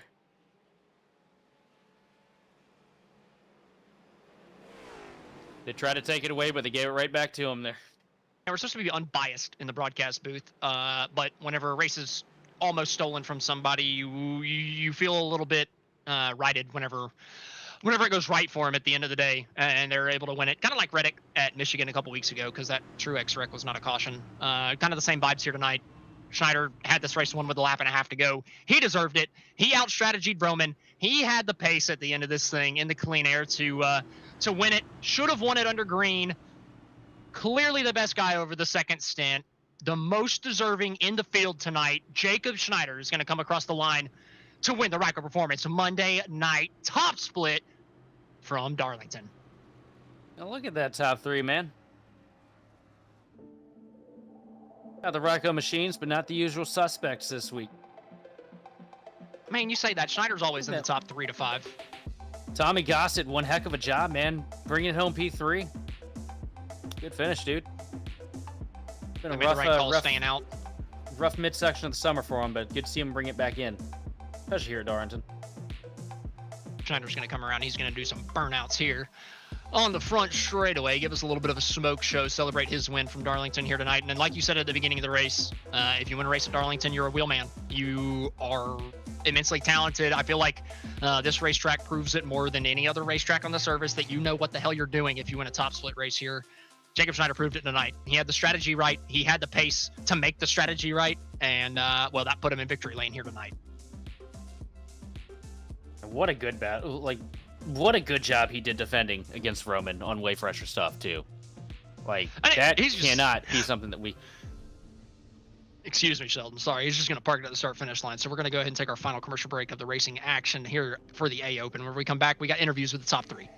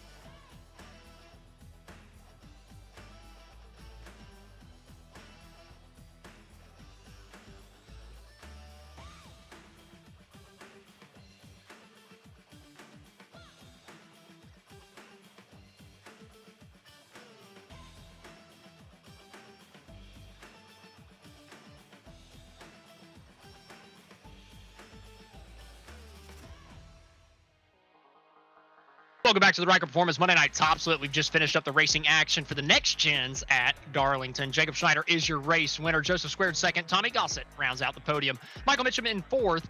Evgeny Mozganov in fifth. Richard Garcia sixth. Clayton Hoffman seventh. Robert Miller in eighth. Derek Heitman ninth. And James Houghton rounds out the top 10. 11th place, you got Garrett Maines, followed by Patrick Gitter in 12th. PB Henry is going to be in 13th, followed by Nicholas Roman in 14th. 15th is going to be Jacob Brower with Joseph Pisciata in 16th. 17th is going to be Justin Levine, followed by 18th place Chris Davis. 19th place is going to be Roger Pierce, and rounding out your top 20 is Miller Bonds. 21st is Raul Sareva. 22nd, Aaron Vasquez. 23rd, Justin Nenke. 24th, Yakov Kursanov. 25th, Guillermo Bianchini. 25th, Matt Cox. 26th, Matt Cox. 27th, Jose Acosta. 28th, Johan Seminario. 29th, Matt Baker. 30th, Brandon Bikey.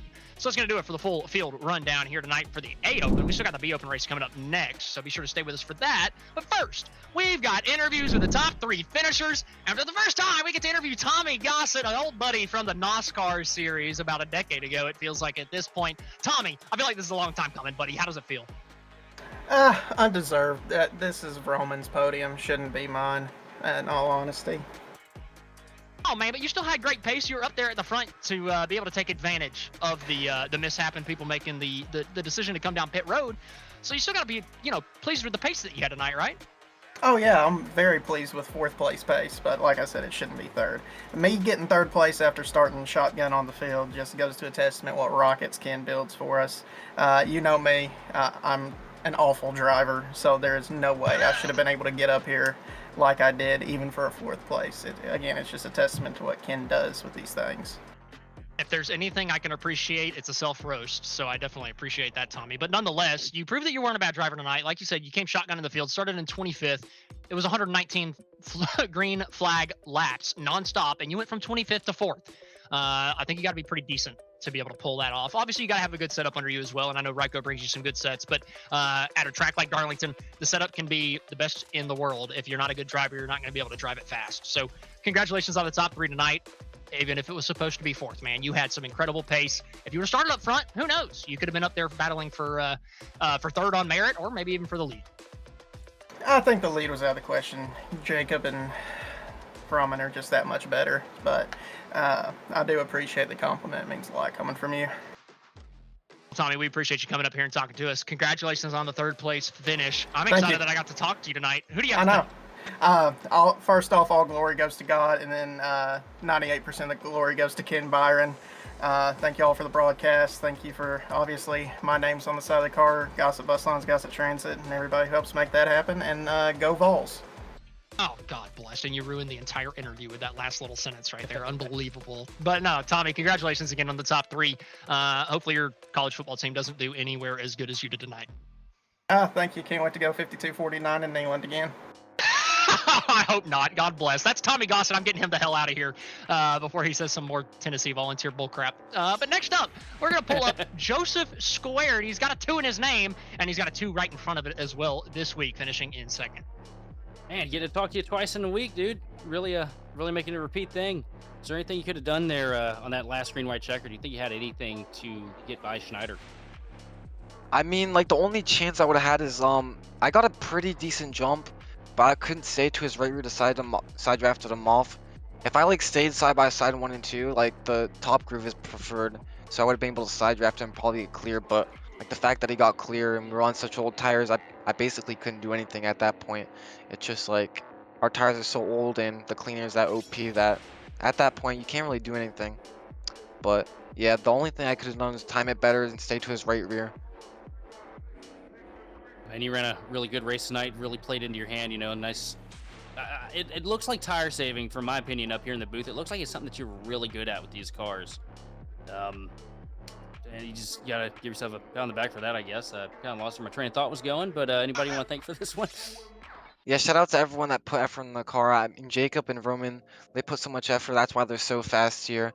I mean, Ken, too, always putting very fast race cars. I mean, you could just see, we had 20 seconds on the next Ryco car this race before the last yellow came out. So you can show how much time and effort we always put into these races to try and go out here and do the best we can.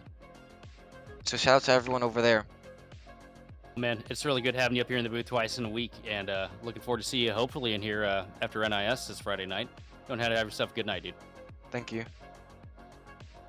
All right, that was your second place finisher, Joseph Squared. He's going to be looking to make it one better on Friday night. But the one guy that did finish one better here tonight, Jacob Schneider, had the strategy to do it, had the pace to do it. But Jacob, you had to have been shaken or livid whenever that yellow flag flew with a lap and a half to go. Yeah, I was hollering in Discord pretty loudly. Aaron, that was involved in that wreck, was in Discord with me, so wasn't too happy with him, but I am glad it worked out. Well, Jacob, we'll go ahead and move off of that because the big story tonight was how much pace you had, the strategy that you employed in the middle of the race to get the clean air, and then how you were able to hang on to the clean air and ruin Roman's tires behind you, just dirty airing him the entire second run. Going into that pit stop, was that your strategy? Were you thinking, I'm going to shortcut this guy right now? He's had the clean air the whole first stint. That's why his tires are better. If I can get the clean air, I can do the same thing. Yeah, that was my strategy. Like when I qualified 5th and he qualified 1st, I knew there was no way I was passing him with us being on equal setups. And I wanted to be closer than like 2 seconds when I did it. But yeah, the undercut worked flawless, and he caught me so quick. I wasn't really even going to race him that hard. If he got beside me, I was going to let him go, but the dirty air is just so bad. He couldn't get within 2 tenths, and then it, like you said, it killed his stuff, and he wasn't really there coming to the white flag. Well, Jacob, you had a fantastic race tonight. Like we had mentioned, the dirty air games that you were playing with Roman there over the last 20 laps were fantastic, just to make sure that you kept him wearing his stuff out to make sure you would be faster at the end of this thing. You were starting to stretch that gap out at the end before that yellow flag flew. So just talk to us about your race pace tonight, just how absolutely rapid you were the entire time, even on the older tires. What were you doing out there to be able to save the tires so well and at such an abrasive racetrack? Without giving up too many secrets, it's Monday. We still got to race here 6 more nights. But wrapping the bottom of 3 and 4, I think, helped me a lot. Where like Roman was a little bit higher. I want to credit wrapping the bottom to helping me some, but I'm not sure anything would have mattered. I don't think it mattered what either of us did with the dirty air situation. Well, Jacob, congratulations on being the guy up front at the end tonight. Rapid pace from you all night long, and you proved it by putting that thing home in victory lane. So big congratulations to you on winning tonight. Who do you have to thank? I'm sure Tommy and Joseph shouted out Ryco, so I want to shout out Quentin Warman. He built this set from scratch. Ken was gone all week, so got to thank Quentin Warman. He put in the work. Well, big shout out over to the typical B Open driver of Quentin Warman building an 8 car this week. That's a little interesting. So a bunch of different builders over at Ryco can bring the heat, as we've proven here tonight. Thank you for proving that for us here, Jacob, and congratulations once again on winning tonight. Thank you, guys. All right, that was your race winner, Jacob Schneider. Next up, we've got the B Open coming at you live in just a couple minutes. We're going to get the stream swapped over, and we're going to be right back in about 5 minutes. Stay with us.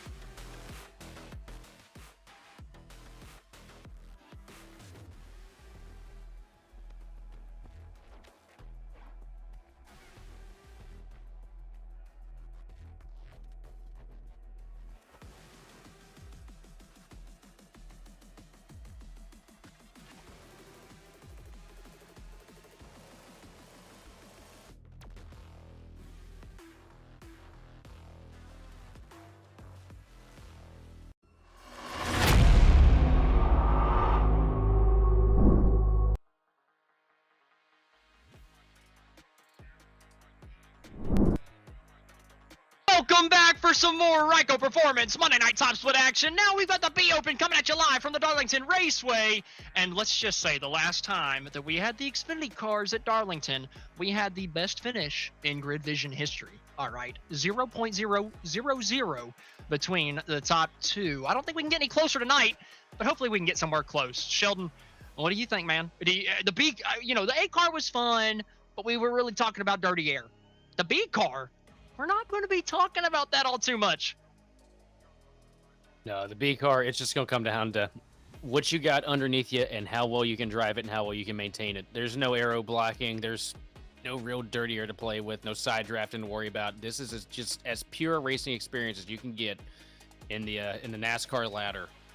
And man, it is such a blast to come out here because you got no downforce. You come into these turns, man, you're skatey, you're loose, you're tight, you're all, everything that the car could possibly be all at the same time. And it's just so much fun. It's going to be a handful for these guys here tonight to handle the behemoth that is the Xfinity car. Man, if it just had a little bit more horsepower. My goodness. And I got to give a big shout out to Michael Thorpe in chat. Guy I used to broadcast at a league race. Always cool to see some old league race faces show up in some of the A Opens and B Opens that we do over here on GridVision. So cool to see Michael Thorpe coming out for the second week in a row. We're going to move into our broadcast picks, though, here for tonight. I'm going to go, it's going to be a homer pick. I'm going to pick Levine. Can't really talk too much about it because, like I said, it's a homer pick. So, Sheldon, let's hear what you got. Man, I got to go with the guy that's been dominant all year in this series. I got to go with two in the dink. You can't beat Trent Dinkle, man. He's been so good. I love it. I love it. I am so there for the dink pick just because of that. Robert Warren's for Austin Derbyshire, but we're all paying attention and thinking about the dink. Always. I don't know if that got picked up. My phone just fell off my table. Oh man, we've got fenders, we've got the dink, we've got it all here tonight on GridVision, folks. Well, we might not have fenders for too long. I hope you're wrong. Hopefully we get the long green flag run like we did in the first race, just without the, wrecking for 20th with a lap and a half to go. That would be pretty nice if we didn't have that. Look, I want to say that I'm very proud of myself. I did not cuss anybody out in the booth. Hey, that's fair enough. I'm going to try not to tonight. We'll see. No promises. But either way, we're going to jump into our starting grid. Trent Dinkle, go figure, right? 2 in the dink, 1 on the pole. That's Trent Dinkle. He's the 1 on the pole. Justin Smith in second. Connor Urashak in third. John Vanderwall in fourth. Wow, that one really went off the deep end. Sebastian Martin in fifth. Daryl Hahn in sixth. Justin Levine in seventh. Robert Warren's eighth. Chris Mathis in ninth. And Ricky Udding's going to round out the top 10. In 11th place, you got Clinton Ingle, followed by Nolan Hodgson in 12th. 13th is going to be John Forsberg, followed by Mitch Lancaster in 14th. 15th is going to be Andrew W. Payne, followed by Brandon Schmidt in 16th. 17th is going to be Michael Thorpe Jr. with Jared Mogard in 18th. 19th is going to be Nate Nicholson with Adriano de Aguirre Gomez, rounding out your top 20. 21st is Russell Boisvert. 22nd, Dylan Murcott. R.L. Richard in 23rd. Chad Osborne in 24th. Josh Harbin in 25th. Joshua O'Connor, 26th, and John Duke in 27th. I'm going to go ahead and throw out a disclaimer for Trent Dinkle, because I do want to say I have nothing against you. I love your name. And I don't think I've ever had a problem with you on the racetrack, so please don't take the nickname the wrong way, buddy. I just have too much fun with it. That's for sure.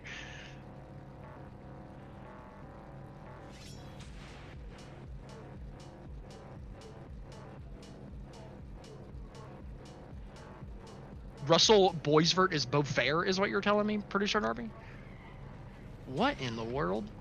I've been seeing Russell Boisvert on or Boisvert on iRacing for ever, and I've always said Boisvert. That's it's weird learning that like 7 years in, but hey, better late than never. Yeah, that is a staple of the series too. Exactly, that's the Open. That's why that's shocking to me. I couldn't tell you countless races, either with him or broadcasting him. Holy cow. And also, man, I'll say, Dinkle, I feel like he probably laughs along with you. I hope so, like, man. Because I have so much fun saying it. You look at the stickers on that machine and the little bit of time frame that I spent with the Team Hype guys, man, they're all just there for fun. Like, they take it serious, but they separate, it's a good energy around there. That's good to hear. It's good to know that there's still a couple of those on the iRacing service because there's not too many. Oh, Tommy Milner will just pop up into that Discord, you know, after running Corvettes wherever and just start cracking jokes like nobody's business. Like they all have a good time around there.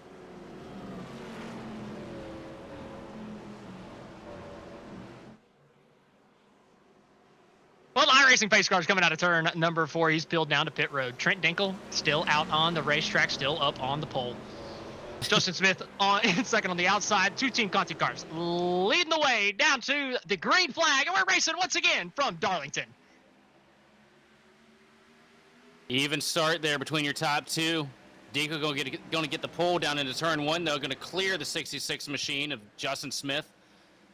And they're going to single file out behind him. Nobody wants to be side by side in these cars when you go through turn 1 and 2, man. It is scary as hell. Trent Dinkle still leading us down into turn number 3 over his teammate Justin Smith. Through 3 and 4, you know, I said it in the A Open, you really had to run the bottom, even if it was in the dirty air to save tires. I think you can get away with it a little bit more running a little bit higher in the B car. I don't think it's easier to save tire. In fact, I think you have to save more tire in the B car. But for some reason, I feel like the outside line, maybe it's the more horsepower that can, you know, mitigate how much you lose through the center of the corner. Not more horsepower, but more what I feel like is response in the back end that the Xfinity car has than the A car.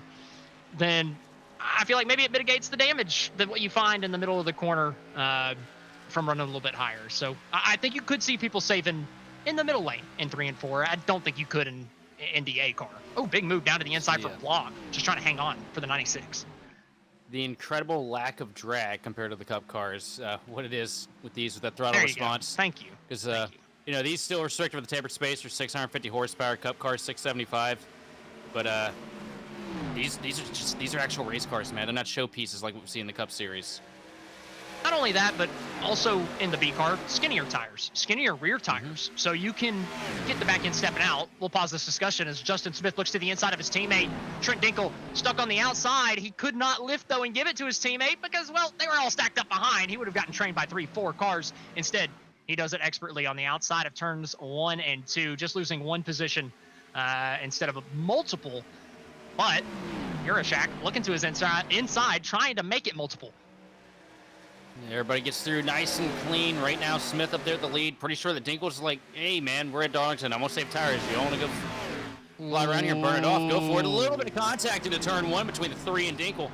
Ah, man, that looked like I was watching Kyle Larson or Denny Hamlin race. I mean, I'm just going to lean on you a little bit all the way into the corner so you just can't. I'm just taking the spot. A little early to do that. I like that move at like lap 80, 85. Lap 5. Maybe risking a lot. Early from Euroshak, but he takes a second place spot. Yeah, and right there behind them, or right there behind him, you've got Sebastian Marin in a beautiful Nexus eSports tribute to Bill Elliott's 2000 Cup scheme. Good to see the throwbacks. That's sick. That's a cool one, man. And behind them, you got Justin Levine and an Aaron's Dream Machine throwback, just about bending it off of turn 2. Now, the last time I've seen that Aaron's Dream Machine was Michael Waltrip Nashville, where the four leaders all spun out in front of him, and he won from 5th. Do you think Levine can pull it off tonight? Do the same thing? I definitely could see 2 leaders taking themselves out late and the win going to the third place position. Okay, so I could see him pull it off, but at the same time, I could see him be one of the leaders spinning it at the same time, as we see him hit the fence. Yeah, exactly. That's fair. But look, history repeats itself in NASCAR. All right, the Harrison Burton this week. I mean, the 6 car gets a restart penalty on one of the last restarts of the race while you're running second, giving you the front row or the lead, just like Trevor Bayne against David Reagan, and then beating one of the best of the line. Like, I don't know. I just, in the 21 car with the Wood brothers, there's too many coincidences in NASCAR. It always happens. Some way. There's always some weird connection that happens. I just feel like maybe the Levine Aaron's dream is alive. Look at that 15 machine of Hodgson. Really cool Dale Earnhardt Bud Moore throwback there. The 15, yellow and blue. You don't see people throw back to that one often. I mean, I'm pretty sure that's a Deegan paint, but hey, it's neat nonetheless. The hell's Airbox? I don't know. Put Wrangler on that scheme like a man. I think that might be a Deegan paint scheme from earlier in the year because I think she threw it back to Dale. And that's fair. Weird. I can get, well, and that's fair because it's like an accurate like to life what it would look like on an Xfinity car. But man, just put Wrangler on it. Like make it look like a Dale car. I'm a hater tonight. Yeah, we always are. It's normal. Makes it a little bit more fun. Michael Now, Thorpe if Jr.'s you got like a get pretty angry cool little throwback DMs, too. Sometimes. But it's worth it. Watching Clinton Ingle right now as he's fending off a pack of Hornets right there behind him.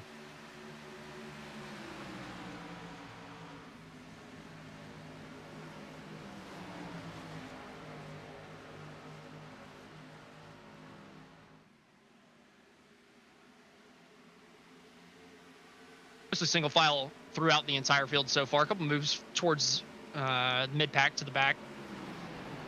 So a couple guys willing to push a little bit harder through, maybe some slower traffic, maybe somebody saving just a little bit harder than you want to. So you push a little bit harder in the early going. But, in this 10, 15, honestly, up to probably lap 35, these guys are going to be saving pretty heavily. You've got to really hang on to this thing, and the comers and goers will start being apparent probably around lap 30 or so. Man, that was a big loose moment up in the 5th place spot. Daryl Hahn, sketchy off of turn number 2. The big trouble spot of the afternoon. Yeah, turn 2 in these cars is exceptionally tricky. 3 and 4, kind of straightforward, but 1, 2, and it's better than it used to be, man. Remember when we had that wall that just jut out and used to grab you for no reason coming out of 2? Like I feel like it's still there to be. Oh, you mean like that the literally invisible like wall right that was there. not there? Yeah. Well, no, there was the safer barrier would jut out, like it had an angle that went adjacent to where it was supposed to. Oh, sorry, I'm thinking New Hampshire with the invisible wall. No. Yo, the New Hampshire invisible wall is still there, and that is still. What? Yeah. That's still there? Pretty sure of it. Because I hit it when I was racing there in 22.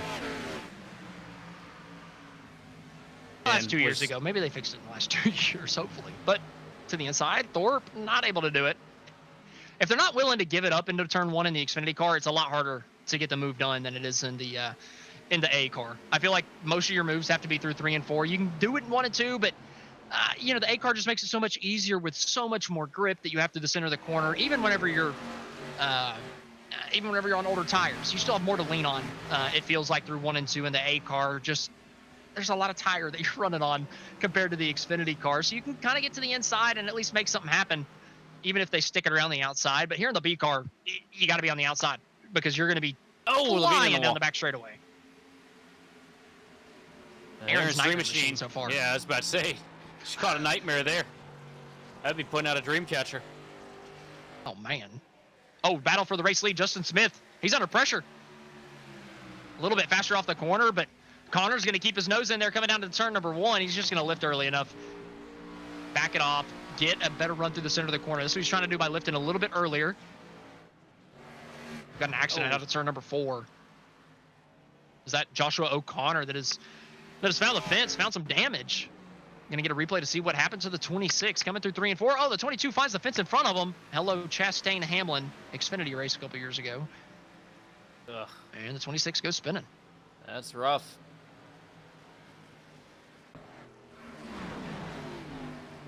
Smith still hanging on to the race lead. The A car, I feel like also a big difference. As the tires wear, it becomes harder and harder to pass. I feel like in the Xfinity car, it's the opposite. As you run longer, it feels like it's way easier to pass because the guy in front of you is going to make mistakes because they blew through their rubber. It depends on how good of a job you did saving yourself at the front end of the run. The typical adage for the B car is, wait 15 to 20 laps depending on what track you're at, and then go like hell from there because everybody else is going to go there at the front of the pack and just burn the hell out of their stuff, and you ride around and just go get them later. And you were talking about 1 and 2 being so difficult, on matched tires. And yeah, the only way you really make a pass here in 1 and 2 is if either the guy in front of you has absolutely burned through their stuff and you're on something a little bit fresher, or if you just scare the hell out of them. Urashak is looking feisty right now. I mean, he is all over the back bumper of Smith. He wants that race lead. He wants the clean air. Again, another difference of the A car. I think it's going to be a little bit less of an advantage being up front, but the number 3 wants it anyway. He's going to go down to the bottom into turn number 1. Just driving deeper than Smith. He's going to take the lead, take the clean air, and hope that it's just as big of an advantage as it was in the next gen. Like I said, I don't think it will be, but we'll wait and see. Well, the advantage here is you get to run away from the guy behind you. That's the biggest double-edged sword I've ever heard in my life. If you run out 2 seconds in front of somebody at Darlington by lap 35, you're coming back, buddy. There ain't no way. And you're flying way further back than that. Depends on what you got underneath you. Could be that 3's got something really, really solid. I mean, if he's got a pro setup and he's running up against a bunch of people that are second split, oh man, Daryl Hahn catching the fence again out of turn 2, then sure. But right now, Marin's all over the rear bumper of Smith. I can't. That is one sick looking paint scheme. I've got to give them credit on that. I like how they incorporated the Nexus logo too into the M&M's. That's one of my favorite. McDonald's logo. Man, tight move for second. Holy cow! Really squeezing Smith out. That's one of my favorites. Like you were saying, that's one of my favorite throwbacks I've ever seen. Yeah, like they did so perfect with that. But I mean, I look at the stickers on the side of it, man. Nexus, the time frame that we spent at Pinnacle, it doesn't surprise me that they're running good and that thing looks as good as it does too, because they take it so serious over there. Bunch of talented guys over there for sure. Yeah, I was wondering why I saw Zach Hudson pop into the spectators channel when we started broadcasting this thing. Now I know. Anytime you got somebody from over there in a race, Zach Hudson is going to be watching the race. Yeah, very, very devoted team owner. That is for sure. Him and Ken. Ken does the same thing, I've noticed. Out of 2. A little bit further back, is that Vanderwall and Hodgson? No, a little bit further back, I believe. Excuse me. Chris Mathis and Brandon Schmidt getting into it.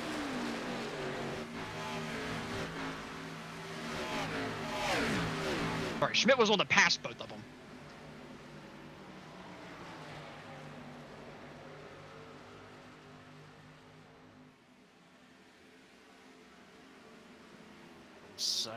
Man, everybody's just fighting loose out of turn 2 right now, which is what you expect to see here in the B car.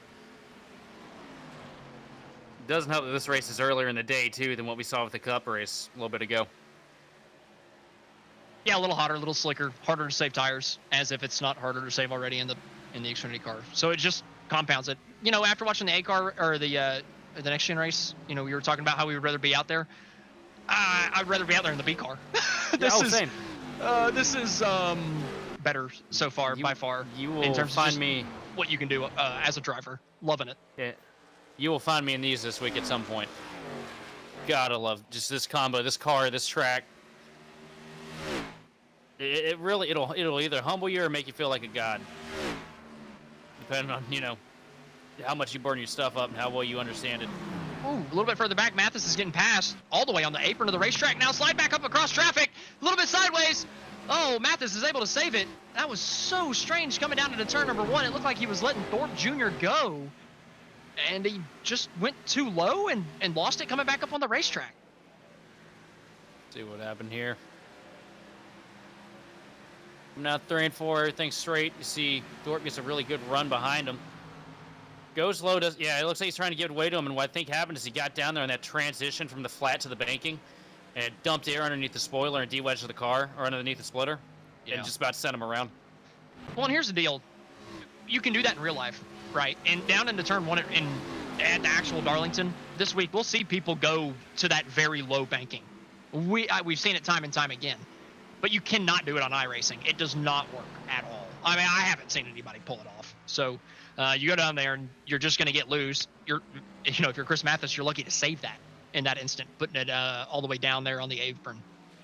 There was a time frame for a long time. Wasn't really a time frame. It was a long time period where you could really send it down there underneath the yellow and dog it up the track like they do in the Cup racing and in real life. You can do it one lane, but you can't do it two. We had it. We had a geometry update to the front end of these cars a couple years back, or a year or so back, and it completely ruined that. You can't be as aggressive on it like you used to be. You can clip it just a little bit, but if you do more in the clip, you're going to either go around or it's going to go straight. Like, it makes up its mind what it wants to do. That's why you're seeing a lot more conservative line than what you and I are used to seeing when we come out here and run these here. Well, that could be why I have said that I've never really seen somebody pull that off on iRacing. I sucked at Darlington so bad 4 years ago, I never even raced here. I mean, terrible. The one track I could not figure out. As soon as I figured out not how to hit the wall, it was like love, man. I literally fell in love right then. As soon as I stopped hitting the fence, it's just the best oval that we go to. I told myself, man, I could beat Devin Hall at Dover. I'm going to learn how to run Darlington. Because like that week, man, I was beating Hall all week, and I was like, man, how do I do that? And we came to Darlington a few weeks later, and I was like, well, if I can do that, I can do this. I didn't do it the first year. Second year, I was great though. See, Dover's up there for me as well on like favorite. Just the different racetracks. Jared Bogard making a move down to the inside, picking up a spot, but it's the different style racetracks. It's things that are just different than the cookie cutter mile and a halves. They do something different most of the times, man. Like Darlington, Dover, they're just different. I know Bristol's a short track, but it's not a normal short track, right? High banked, short oval. Yep, I was different. about to mention Bristol all the too. different racetracks, man. They are the best. Start building some triangles, smaller triangles, not Pocono triangles. Start building some Nazareths. I don't know, man. We just did a week of Concord in the ARCA series, and man, that felt like NASCAR dodgeball. And that's terrible. Would that not be amazing for a broadcast? That would be great. Oh, they Exactly. wrecked. Oh, they wrecked. Oh, in the fence is 23's Marin. lose. Second place, got the fence up there in 1 and 2. Let's hope and pray Pushing the that Auto Club limit. short track is something different. I don't know. For me, I found like the ones that I really enjoy, and it sounds like the same with you, are the ones where you really have a high sense of speed at some end of the track. Right? Like Agreed. You go to Dover, Dover, you're man. flying for that size. You go to Dover and you go into turn 1 and the thing loads up and you don't know if it's going to grip or not, and you're just like, man, if I was in this in real life, I'd actually be crapping my pants right now. Same thing goes for Bristol since they did the reconfig back in 08. Same thing with Darlington. Like 1 in and all 2, seriousness, with the next gen, in all seriousness, in the next gen, I think a lot of iRacers could go out there and drive a next gen car fast. Could they race up in the top 5 or 10 in a NASCAR race? No. But could they go out there and be within a second of Kyle Larson? I seriously think so. But whenever you go to a track like Dover, Darlington, Bristol, it's not like that. It's not. Mm-hmm. No, if you gave them the Gen 4 car, I would take contact. that. I would take that back. But man, the next gen is just so easy to drive. 19 gave a huge shot to the 16 there in 3 and 4. Now he's got one on his inside down the front straightaway. He's just going to have to let him go down into turn number 1, the 19, moving back a spot. Starting to get to that point of the run where you start having issues. Oh, speaking of issues, Brandon Schmidt, can he save it? Coming out of turn number 2, what a save. I cannot believe he hung onto that thing. I thought he was going around twice, down to the inside wall, then down to the outside. Instead, Brandon Schmidt keeps that thing going straight, just with some burned up tires. So he's going to keep going backwards. But he's still got a clean race car in case we have a yellow. Dylan Murcott and Chris Mathis are still just about wailing on each other here. Levine got loose through 2. Levine got loose through 2, and that's why Brandon Schmidt ended up just about losing it off of the corner. He made contact with Levine as well. Levine lost talent, and Levine lost talent. Brandon Schmidt, respect +5, buddy. That was a hell of a save on old tires at Darlington. And Levine is under pressure from Thorpe. Oh, Levine's in the fence. It's all right. He'll probably tell us later it's the fact that he was driving the Toyota. I mean, this is literally an Aaron's nightmare. This is terrible, depressing for Justin Levine. Honestly, they should just put DW back in it at this point. Oh, and Murcott diving down to the inside of Mathis again at turn 3. This about still not over. Murcott's around in turn 3. One heck of a save. Does he keep it under him? Oh, still, he's got it. Huge loss, though. What are you watching? Oh, I was behind. That man was watching a replay. I was watching a replay. To be fair, that was half a lap ago. Dylan Murcott lost it down into turn 3. He was super sideways. So you weren't too far back. It was half a lap ago. But it still happened. But we are coming up to green flag pit stops in about 15 laps. So we're going to go ahead and take our commercial break. Get that out of the way. Whenever we come back, green flag pit stops and the finish of this race. Stay with us.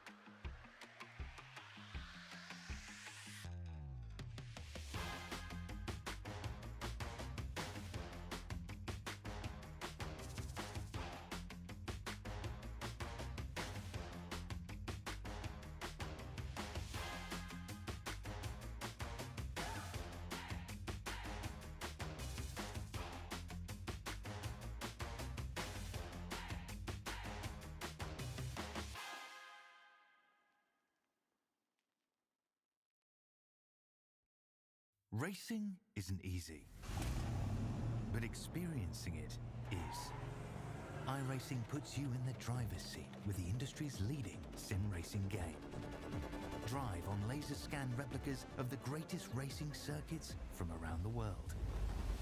Go head to head against other drivers chosen by skill-based matchmaking to ensure competitive racing at every level. Compete across all your favorite series. In officially licensed cars, engineered to deliver the most accurate driving experience possible.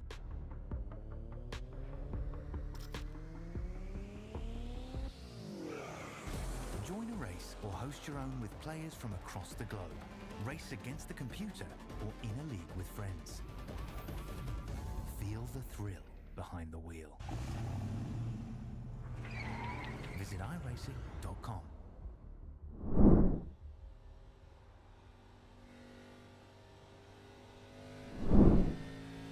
Welcome back for some more Ryco Performance Monday Night Top Split action. I'm Austin Edstrom, standing alongside Sheldon Atkins and Austin Derbyshire behind the production booth.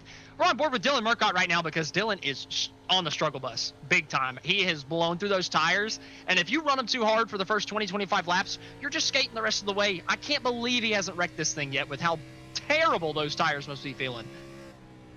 Yeah, that's right now. These are the scenes that you do not want to be seeing from behind the wheel when you're at Darlington. Man, he is fighting at every inch of this track. Honestly, a bit better that time through 3 and 4. That was a lot better. I don't know how you get better after sliding it. No, he's the leader. Oh, yeah, that's way smoother from our leader. Holy cow. And Coquelin boy, you know, got the 3 out here holding a pretty wheel.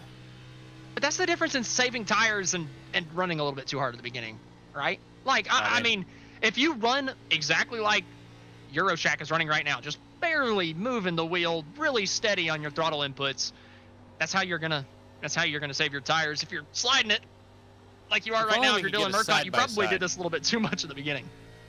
Why don't we get a side-by-side of them up at the same time? I know that's technologically impossible can we do that? at the moment, I think.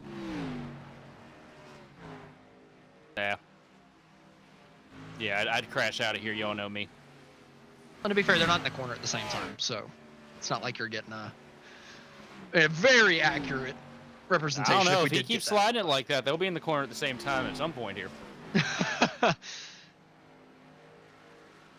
Justin Levine has come down pit road. He came down on lap 42, so he's on brand new tires, getting past Murcott right now. Oh, that was a little scary coming out of turn 4 for Levine. Oh, and you heard it here, folks. Our producer said we're going to get a GridVision cutaway car. He promised. Hashtag soon.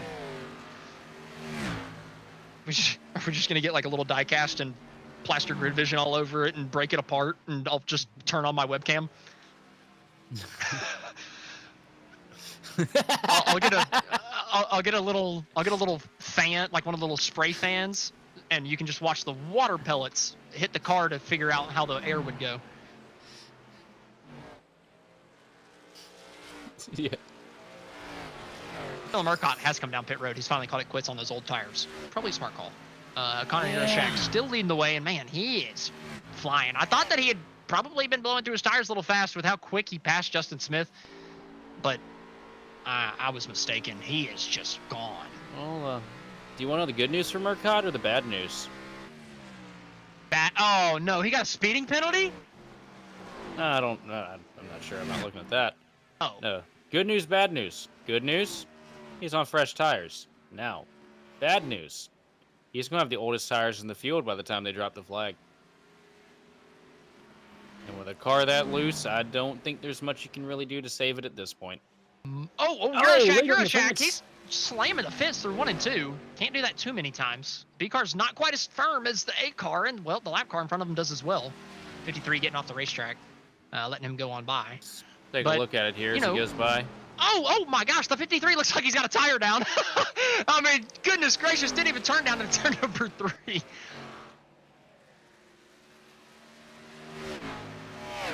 Carl Richard 2 laps down. I think he's blown through that right front to 20%, or he just forgot to turn.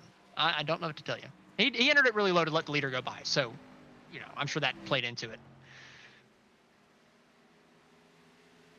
I mean, it is pretty hard that paint scheme color, though. That teal blue is nice. Nice paint there, Richard. get rid of Reminds those me Rick of, Ware yeah. numbers, though. Come on now.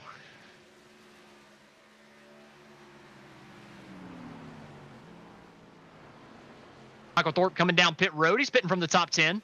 Thorpe having a good run so far. Starting back in the 17th place position. He's worked his way up through the field consistently all night. So a good run so far from the driver of the number 8. 34 on your screen. You know, that doesn't really surprise me too much with Thorpe. I mean, that man is always pretty calculated, calm. You don't see him pull any, like, flashy, crazy moves or anything. You know, seeing him kind of just slowly, calmly work his way through the field here at Darlington seems par for the course for that man. CJ, I don't know what to tell you. I don't know where David Robertson's at, but he is not here. Or wait, is he on the racetrack and he's just running a little bit further back? No, he's not in the field. Not in the field. Not in the field. I was like, wait, maybe he's just really far back and I didn't see. But no, I don't know where David Robertson's at, bud. Oh, there he is. In the chat, We there's found him. David Robertson. Hey, David there he is, Robertson's right in the chat. What's up, Dave? Oh, that was great. Connor Yershak still leading the way. Warren's coming down pit road. The real question is, where's Justin Levine? Probably fastest car on track other than old guy that was sliding sideways, Dylan Murcott, for most of the time. I imagine, you know, Levine pitted on lap 42. He's got 11 laps on his tires. He's flying through the field. He'll probably be in the race lead whenever it cycles out. But he's going to be really slow at that point. At that point. Nope, 2 in the dink. On pit road. That'd be 2 in the pink, 1 in the dink. What? No, that'd be 2 in the dink. He had to 1 on switch the it up pit. for the pole joke earlier. Would that be 1 on the pit though? Oh. 1 in the pit. I mean, that kind of works.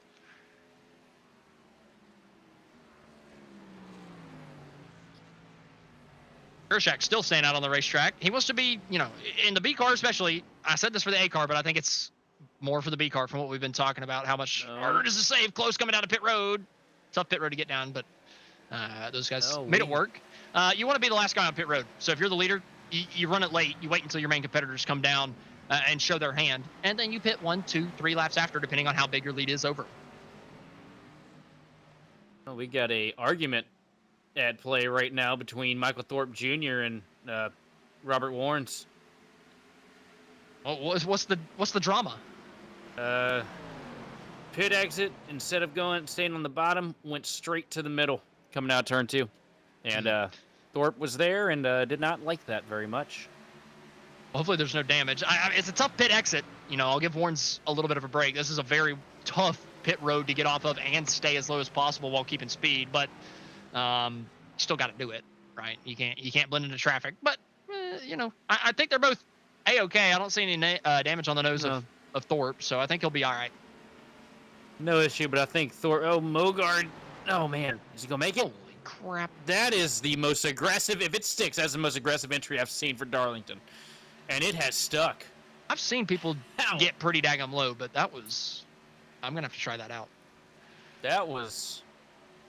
I'd like to see what his lap is on coming in, as opposed to some of the others, because that was impressive. There might be people watching this thinking we're some of the biggest idiots out here, because that might be pretty common. But I don't know. That was pretty low there from Mogard, and I struggle pitting here. So anything that I can do to fix it.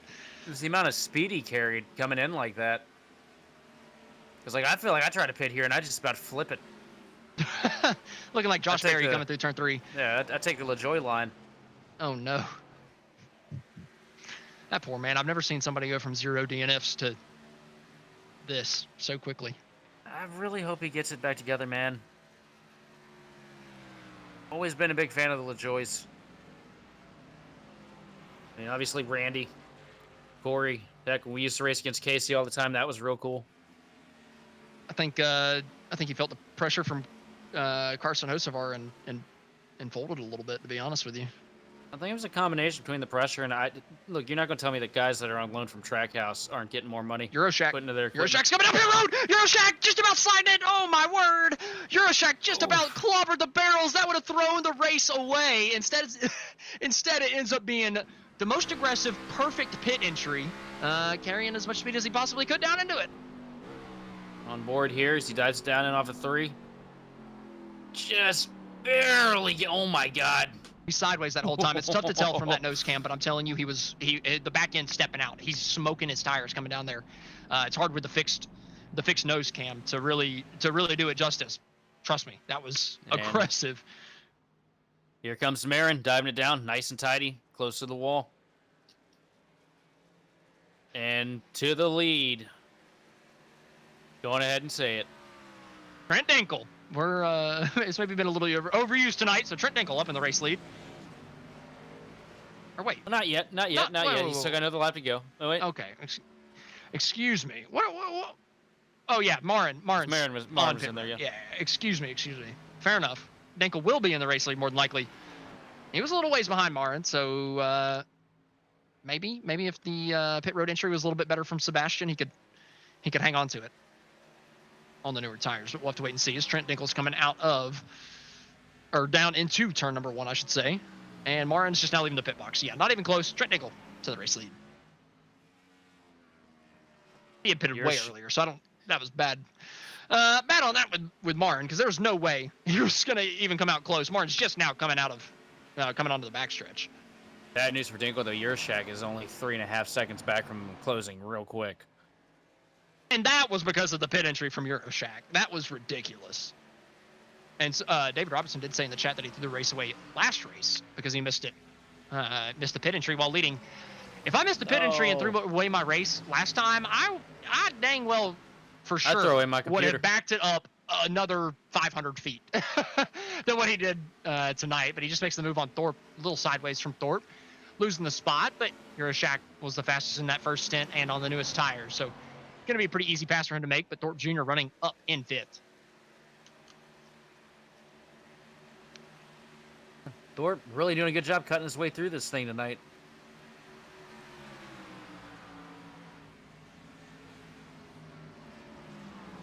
Pretty solid, pretty standard Darlington race, though, here for the B cars. I'm enjoying it so far, for sure. And then now everybody, is on different tire strategies. So the comers and goers, it gets amplified a little bit after green flag pit stops with everybody on different pit laps. So, you typically have to wait in that first stint as we see a move here to the inside coming off of turn number 4.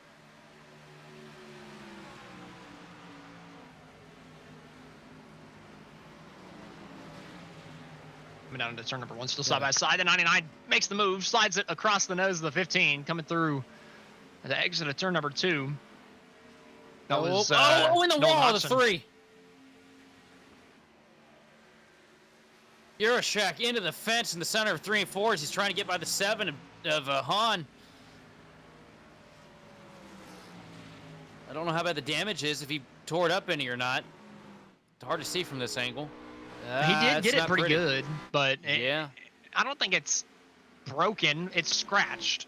I just see some of the pink rubbed off.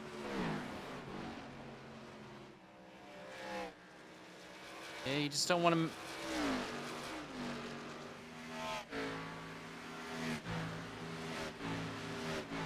Oh, Marin trying to come through the field here to the inside of Thorpe Jr. for 5th. He gets that move done right behind him. Warren's trying to follow him through as well. He's got a little bit newer tires than Thorpe. But now that the green flag pit cycle has concluded and we've reached the 2/3 mark of the race here tonight, we're going to go ahead and take our final commercial break of the racing action. Whenever we come back, we've got the finish to the B Open from Darlington.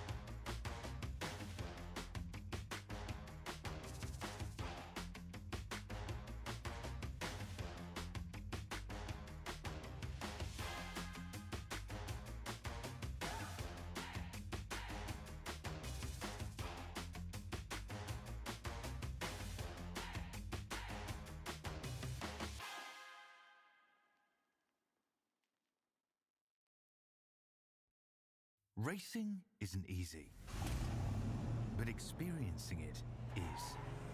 iRacing puts you in the driver's seat with the industry's leading sim racing game.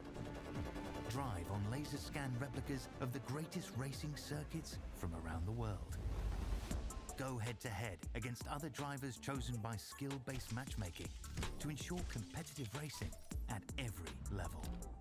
Compete across all your favorite series. In officially licensed cars, engineered to deliver the most accurate driving experience possible.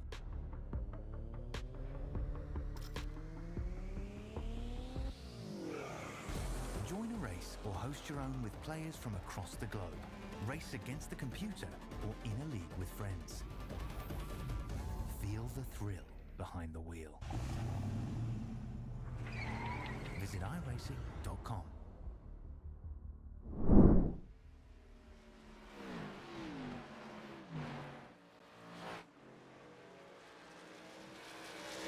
Welcome back to the Ryco Performance Monday Night Top Split. We got the B Open going on right here, right now. 27 laps to go. Connor Euroshak has just taken the race lead back away from Trent Dinkle. He's got the newer tires. He's just trying to set sail and pull away. Connor Euroshak in the number 3 Calamine machine out here looking strong tonight, dominating this thing from start to finish just about after, handful of laps that Dinkle spent up there at the top. Back up here to the front. Now you got Sebastian Marin putting Trent Dinkle on the fire here in 3 and 4. The only car that's really had anything in common with that number 3 up at the front. Could you imagine being in this race and losing to a Calamine lotion bottle? I mean, look, I've lost to Nuno my handful of times, brother, with the banana boat special that he has every race. So it has been 10 years, and that man has not changed that paint one time. It is still an Arial font with banana boat yellow and white stripes. It looks like a damn Twinkie.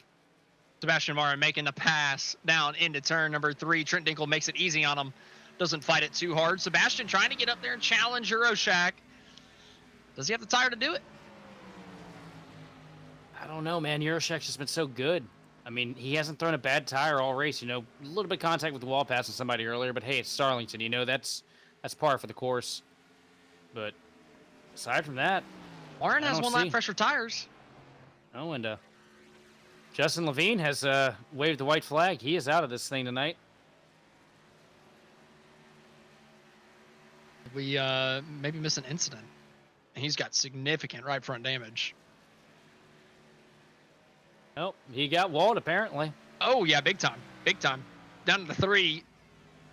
Oh, a slide job gone wrong, big time. Down to the 3 is what happened for Justin Levine. Man. Yeah, with who? I'm trying to figure that out. I'm trying to figure it out. You can't pull it up just from Levine's name? Andrew Payne.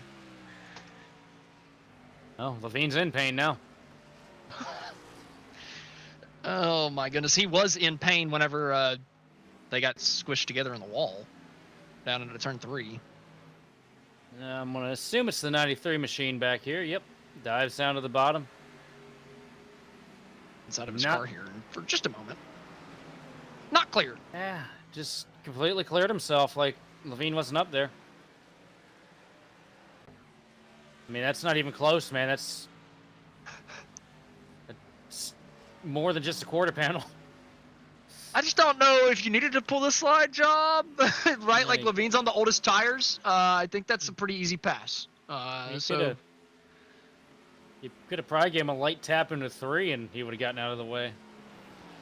You could have breathed on him wrong and it would happen. I mean, it would have been pretty light. Either way, that's the story of Levine's season. Not too surprised.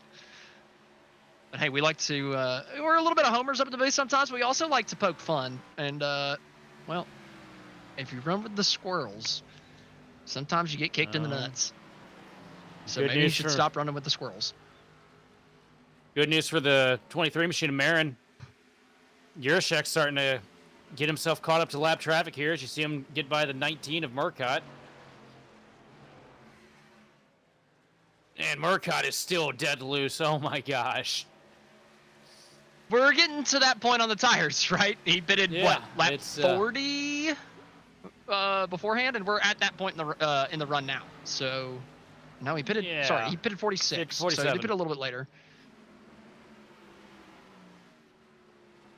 And So it's we're not loose quite at that already. same point, but he's struggling a little bit. And that's the thing, like I said, and to be fair, this is open too, so it's not even just how hard you run your tires. Your setup could just be bad for the long run, right?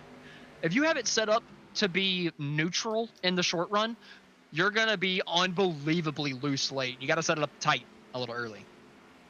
I'll tell you, the beautiful thing about the B Open series is the fact that you have a massive wave of diversity in setups here. You know, like in the A series, you go and look, it's typically gonna be Conti. You're gonna have your Rycos, you're gonna have your Contis, and other main setup shops. The B series is the last real testament of the true independent set builders in the bigger three of the NASCAR iRacing series. Is you got a lot of guys out here that make it to top split that just sit there and make their own stuff.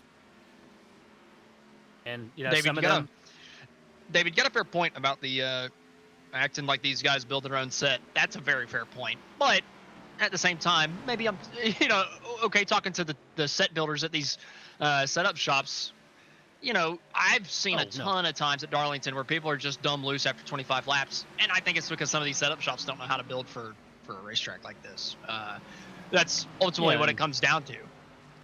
And David makes a good point in the chat too. He says B setups are all very similar now, and yeah, to an extent. Oh, in the wall, in the wall, goes off of turn number 2. That's huge contact.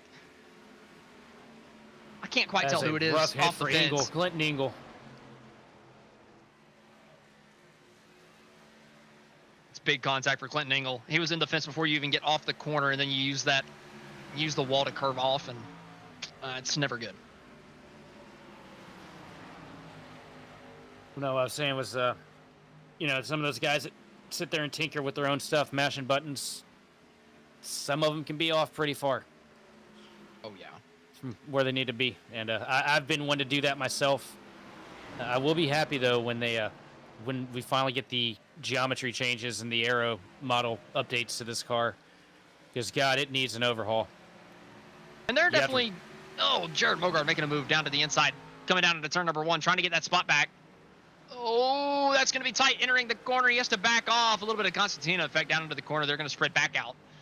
But yeah, going back to the setups, I don't know. I just, I feel like a lot of the setup shops will build for a 10, 15, 20 lap run and call it quits. Call it a day, set it out there, send it up for sale because they know that somebody's going to buy it and they're going to make some money, right? Some of them are very scummy like that.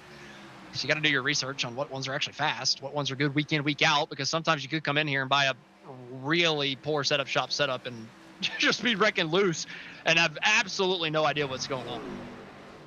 It's so hard nowadays, too, because that box, it used to be the opportunities and the options you had to make a good setup. You could bring like 10 or 12 different methods in and do so many different things and, be in the same page as, guys that were doing something entirely different. Nowadays, you have like basically one way to build these things that are fast because there's a couple bugs with the front end of these cars. And if you don't have it hit, you're done. Well, and there's, one more thing that I didn't want to talk about because I didn't want to, completely say this is the one thing. But I say this time and time again whenever people are quick with a fast setup. Sometimes, right, there's a really fast set, but a fast setup cannot make a slow driver fast, especially over the course of a long run, especially over the course of a long run at a track like Darlington. So, there's a few people in there that are probably just should not be on iRacing, or at least shouldn't be running the open stuff that do come out here. I don't think Dylan Murcott's one of those. I think he's got a setup that is not right for that number 19.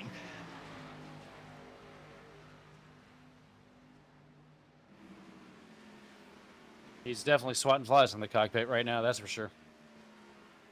That's what it feels like, throwing that wheel back and forth. Oh, and there it is again.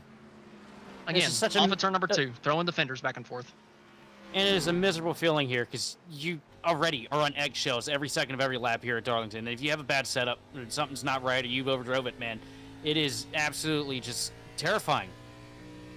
Like, you spend every second just assuming, yeah, I'm gonna back it up into the fence here and probably kill somebody. And I love the point David made too. I know we've been talking to David in chat a little bit, but man, what he's saying about how if you got damage, it was actually costly. I feel like the damage doesn't mean anything nowadays either. Like, it's almost been nerfed too much. I definitely like that I can come down pit road and get most of it cleaned up to where I can run just about the same speed, if not the same speed. But if I hit the wall and I've got 20 seconds of damage, I probably shouldn't be the same speed as everybody else. I don't know. Oh yeah, absolutely. Nowadays you can just wreck it and get a backup car on pit road, and I think that's it's just too much. the words that Joey Logano said after Richmond. That's what I have to say about the damage model. But I preach this about road courses, and you know, Darlington is a good fit too. It's the racetracks that punish drivers that make mistakes. Those are the ones that are the best. Road courses with grass on both sides, with walls relatively close, so that you can't abuse track limits. Same thing with the ovals in terms of the wall. It's got to punish you. If we're on iRacing and I can pound the fence at Kansas in a league race on Sunday night with a fixed setup 10 times and have 0 seconds of damage, we need to tune the damage sliders a little bit. Oh, Dylan Murcott's going spinning off of turn number 2. Oh, he finally lost it, but he saved it. He saved it down towards the inside wall. I cannot believe Dylan Murcott hung on to this. I gotta give that man a lot of credit, though. He's been fighting a really rough, difficult to drive car all night. Really been struggling getting the power down. Been sideways a handful of times, but man, he's done a great job making sure that he does not bring out the caution, ruin the complexion of this race for these other guys. We gotta get a replay of Dylan Murcott, man. We gotta see what he did off of turn 2 this last time by. It was ridiculous. I cannot believe that we did not have a yellow. Just one lap ago, he was towards the inside wall, coming out of turn number 2. Oh, he's going backwards. See, that's real going talent. Backwards really fast. That's real talent right there. Look at that. He's forklifting it. Darby said, "I don't care." that was a very professional rewind right there. That was so immersive. It's a good save, Dylan Murcott, with how loose your car's been. I can't believe you hung on to that thing. The thing was dead. But also look up here at the front of the pack, man. It's getting close. It's getting close. Juracek getting reeled in by Marin in second. The one lap pressure tires. 0.6 of a second behind. Just a handful of laps ago, though. Is he going to be able to get there in time with that lap car of Clinton Ingle? Oh, he's in the fence. That's all right. Little scratch. We just talked about this. It doesn't do anything. Reel Hit on it again. back. It'll make you go faster. You remember the old Bristol thing? Even though you got damage at Bristol, you could put that thing in the fence and you'd come off that corner way faster. Look, I just don't want to see a Hail Melon, because if I see somebody ride the wall, the first thing I'm doing is Rick Allening. And y'all don't need that. I will be screaming my head off. Oh, Jesus. Hey, we don't have anybody that's British in the crew, so I don't have to worry about getting a Lee Diffie scenario. He's Australian. He's Australian? Man. Yeah. That was batting 1,000 tonight, ain't I? Both of my picks tonight have done horrible, and I just missed nationality a man. Oh, that was fantastic, Sheldon. 4 laps to go. Juracek, can he hang on? 0.5 of a second is the gap, and he's got a lap car that he's got to get through. Clinton Ingle with the damage on the right side, running that preferred groove way out on the outside of the racetrack in 1 and 2. Oh, little sideways for Ingle in front. Sideways in front of him. It's going to slow up Juracek really bad. Oh, no! Juracek loses 2/10.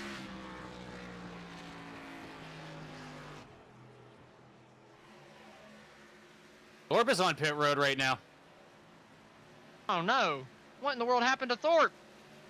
Man, I talked so good on him earlier. Don't tell me something went wrong. Well, something has obviously gone wrong.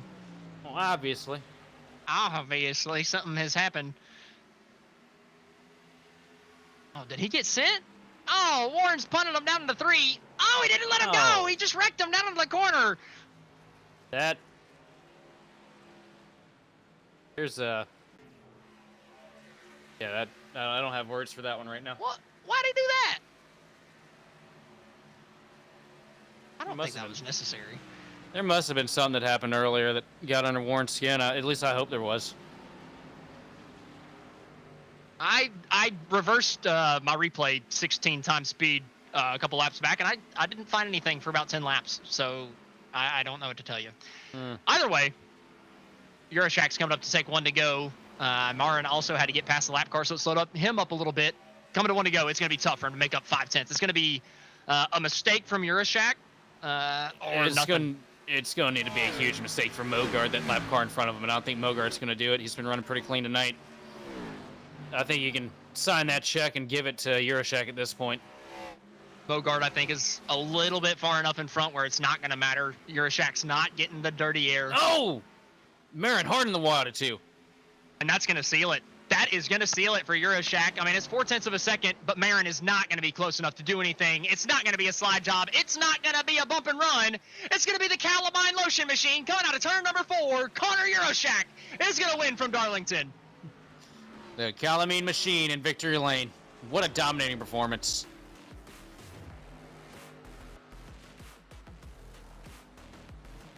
We heard from the chat that Urashak overshot pit road in the first race and cost himself the win.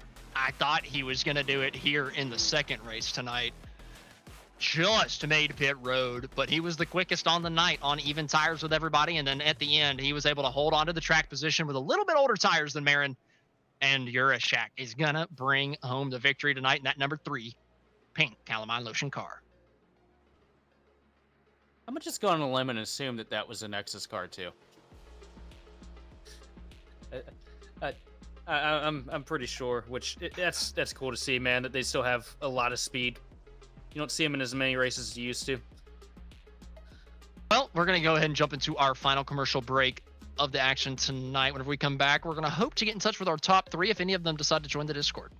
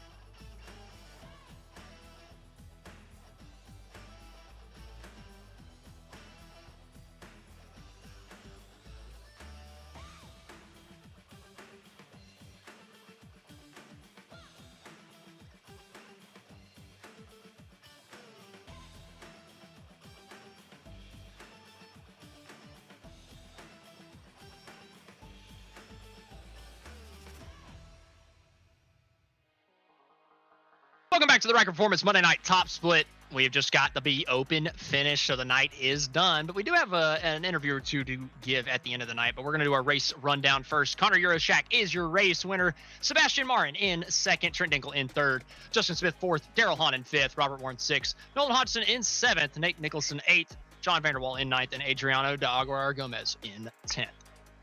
11th place, we got Brand Schmidt, followed by Russ Boyvert. I think, man, I work with the guy and I don't even know. 13th, it's going to be Mitch Lancaster, followed by Jared Mogard in 14th. 15th, it's going to be Clinton Ingle with Andrew Payne in 16th. Ricky Udding is going to be 17th, followed by Chris Mathis in 18th. 19th, with this somehow, after surviving all that, is Dylan Murcott, followed by John Fosberg in 20th. 21st, Josh Harbin. 22nd, Michael Thorpe Jr. after getting punted with about 3 laps to go. R.L. Richard in 23rd. 24th, John Duke. 25th, Justin Levine. 26th, Chad Osborne. And 27th, Joshua O'Connor. That's going to do it for your full field rundown of the B Open. Next up, we're going to pull up the third place finisher. I've been waiting to talk to this guy for a couple weeks, to be honest with you. Trent Dinkle, the third place finisher here tonight from Darlington. Trent, you had a fast race car here tonight. Just didn't quite have it on the long run compared to Urashak. Was there anything more that you needed? I mean, I think overall we were just a little bit too tight. I mean, we were still fast. I mean, other than Connor and his buddy, I mean, we had the field covered. And it was the same for the first race. I mean, only, you know, Warman was really quicker, but then, you know, we just all kind of got a little strung out and that nobody could pass anybody. But I mean, that race was a little bit better, did some changes, and it seemed to help out. But, you know, Connor and them, they got a clean track, they were cooking. So, you know, we'll have to do a little work this week and, you know, come back and make sure we can beat all them too. Well, Trent, you bring speed. You bring speed week in and week out. The Conti guys definitely put a lot of work into the B car, and it shows with y'all finishing up on the podium just about every single week. But I gotta ask you, do you watch the broadcast sometimes? And are you aware of what we sometimes say in the booth? I watched a little bit. I mean, I watched you guys going at it in Michigan, but usually when I don't do well, I don't watch because it just makes me sad. So you're unaware of your nickname? I'm sure I've got lots of them. Okay. I'm gonna tell you to go. You only have to watch about 20 seconds. It's gonna be coming to the green flag, or no, whenever I announce you as the pole sitter. I just need you to watch that back and tell me what you think a little bit later. Whenever we're going through the starting grid. No live react. No, we'll save that. We can tell the story later. Because to be fair, that wasn't. Week. Yeah, exactly. Because you're probably going to finish in the top 3 anyway. You're up here just about every week. So, thanks for coming up to the broadcast booth to give us a little chat this time. We hope that we can get you up here more often. Who do you have to thank? Definitely. I mean, Team Conti and Nick specifically. I know that he's super busy with Road to Pro and being in the playoffs for that, but you know he still makes time to. I mean, for the most part, get us some pretty fast pieces. We need to do a little work this week, but it's nothing that can't be fixed, and Carl will be zooming like everybody else, too. Well, congrats, Trent, on the 3rd place finish this week. Looking forward to seeing if you can put it back on the top step of the podium whenever we go racing next week. Sweet. Thank you. Alrighty, that was your 3rd place finisher, Trent Dinkle. Big thank you to him for coming up and giving us a little chat here tonight. But unfortunately, we could not get in touch with Connor Urashak or Sebastian Marin. But that's going to do it. Hear from us at Darlington. Sheldon, what did you think, man? I mean, I thought those were 2 fantastic races. Let's get out of here. Let's go run them ourselves. Good call. I can do one man. race. I can do one race before bedtime, so I'm down. All right, we'll run picks or something. All right, catch us on the racetrack, boys. That was that's how great the races were tonight. We can't wait to get out there. Y'all should definitely get out there too. It's going to be fantastic all week long. And that's why we're super excited for Friday night back here at the Darlington Raceway for the Ryco Performance Friday night top split at 9 p.m. Eastern. I'm telling you, both races were fantastic tonight. It's going to be more of the same on Friday. Thursday night, we kind of skipped ahead a little bit there. Thursday night, Texas Motor Speedway for the High Slide Racing League at 8:20 p.m. Eastern. That's going to be fantastic too. The Trucks of Texas, always a good show. That's going to do it. Hear from us at GridVision. So from the entire GridVision team, we'd like to thank you for watching and participating in the chat. For more information on getting your league broadcasted or starting your career in broadcasting, contact us on Facebook, X, or email us at info@gridvision.live. Congratulations to Trent Dinkle and Jacob Schneider on winning tonight's races from the Darlington Raceway. This has been Austin Edstrom standing alongside Sheldon Atkins and Austin Derbyshire behind the production booth. We will see you next time on the grid.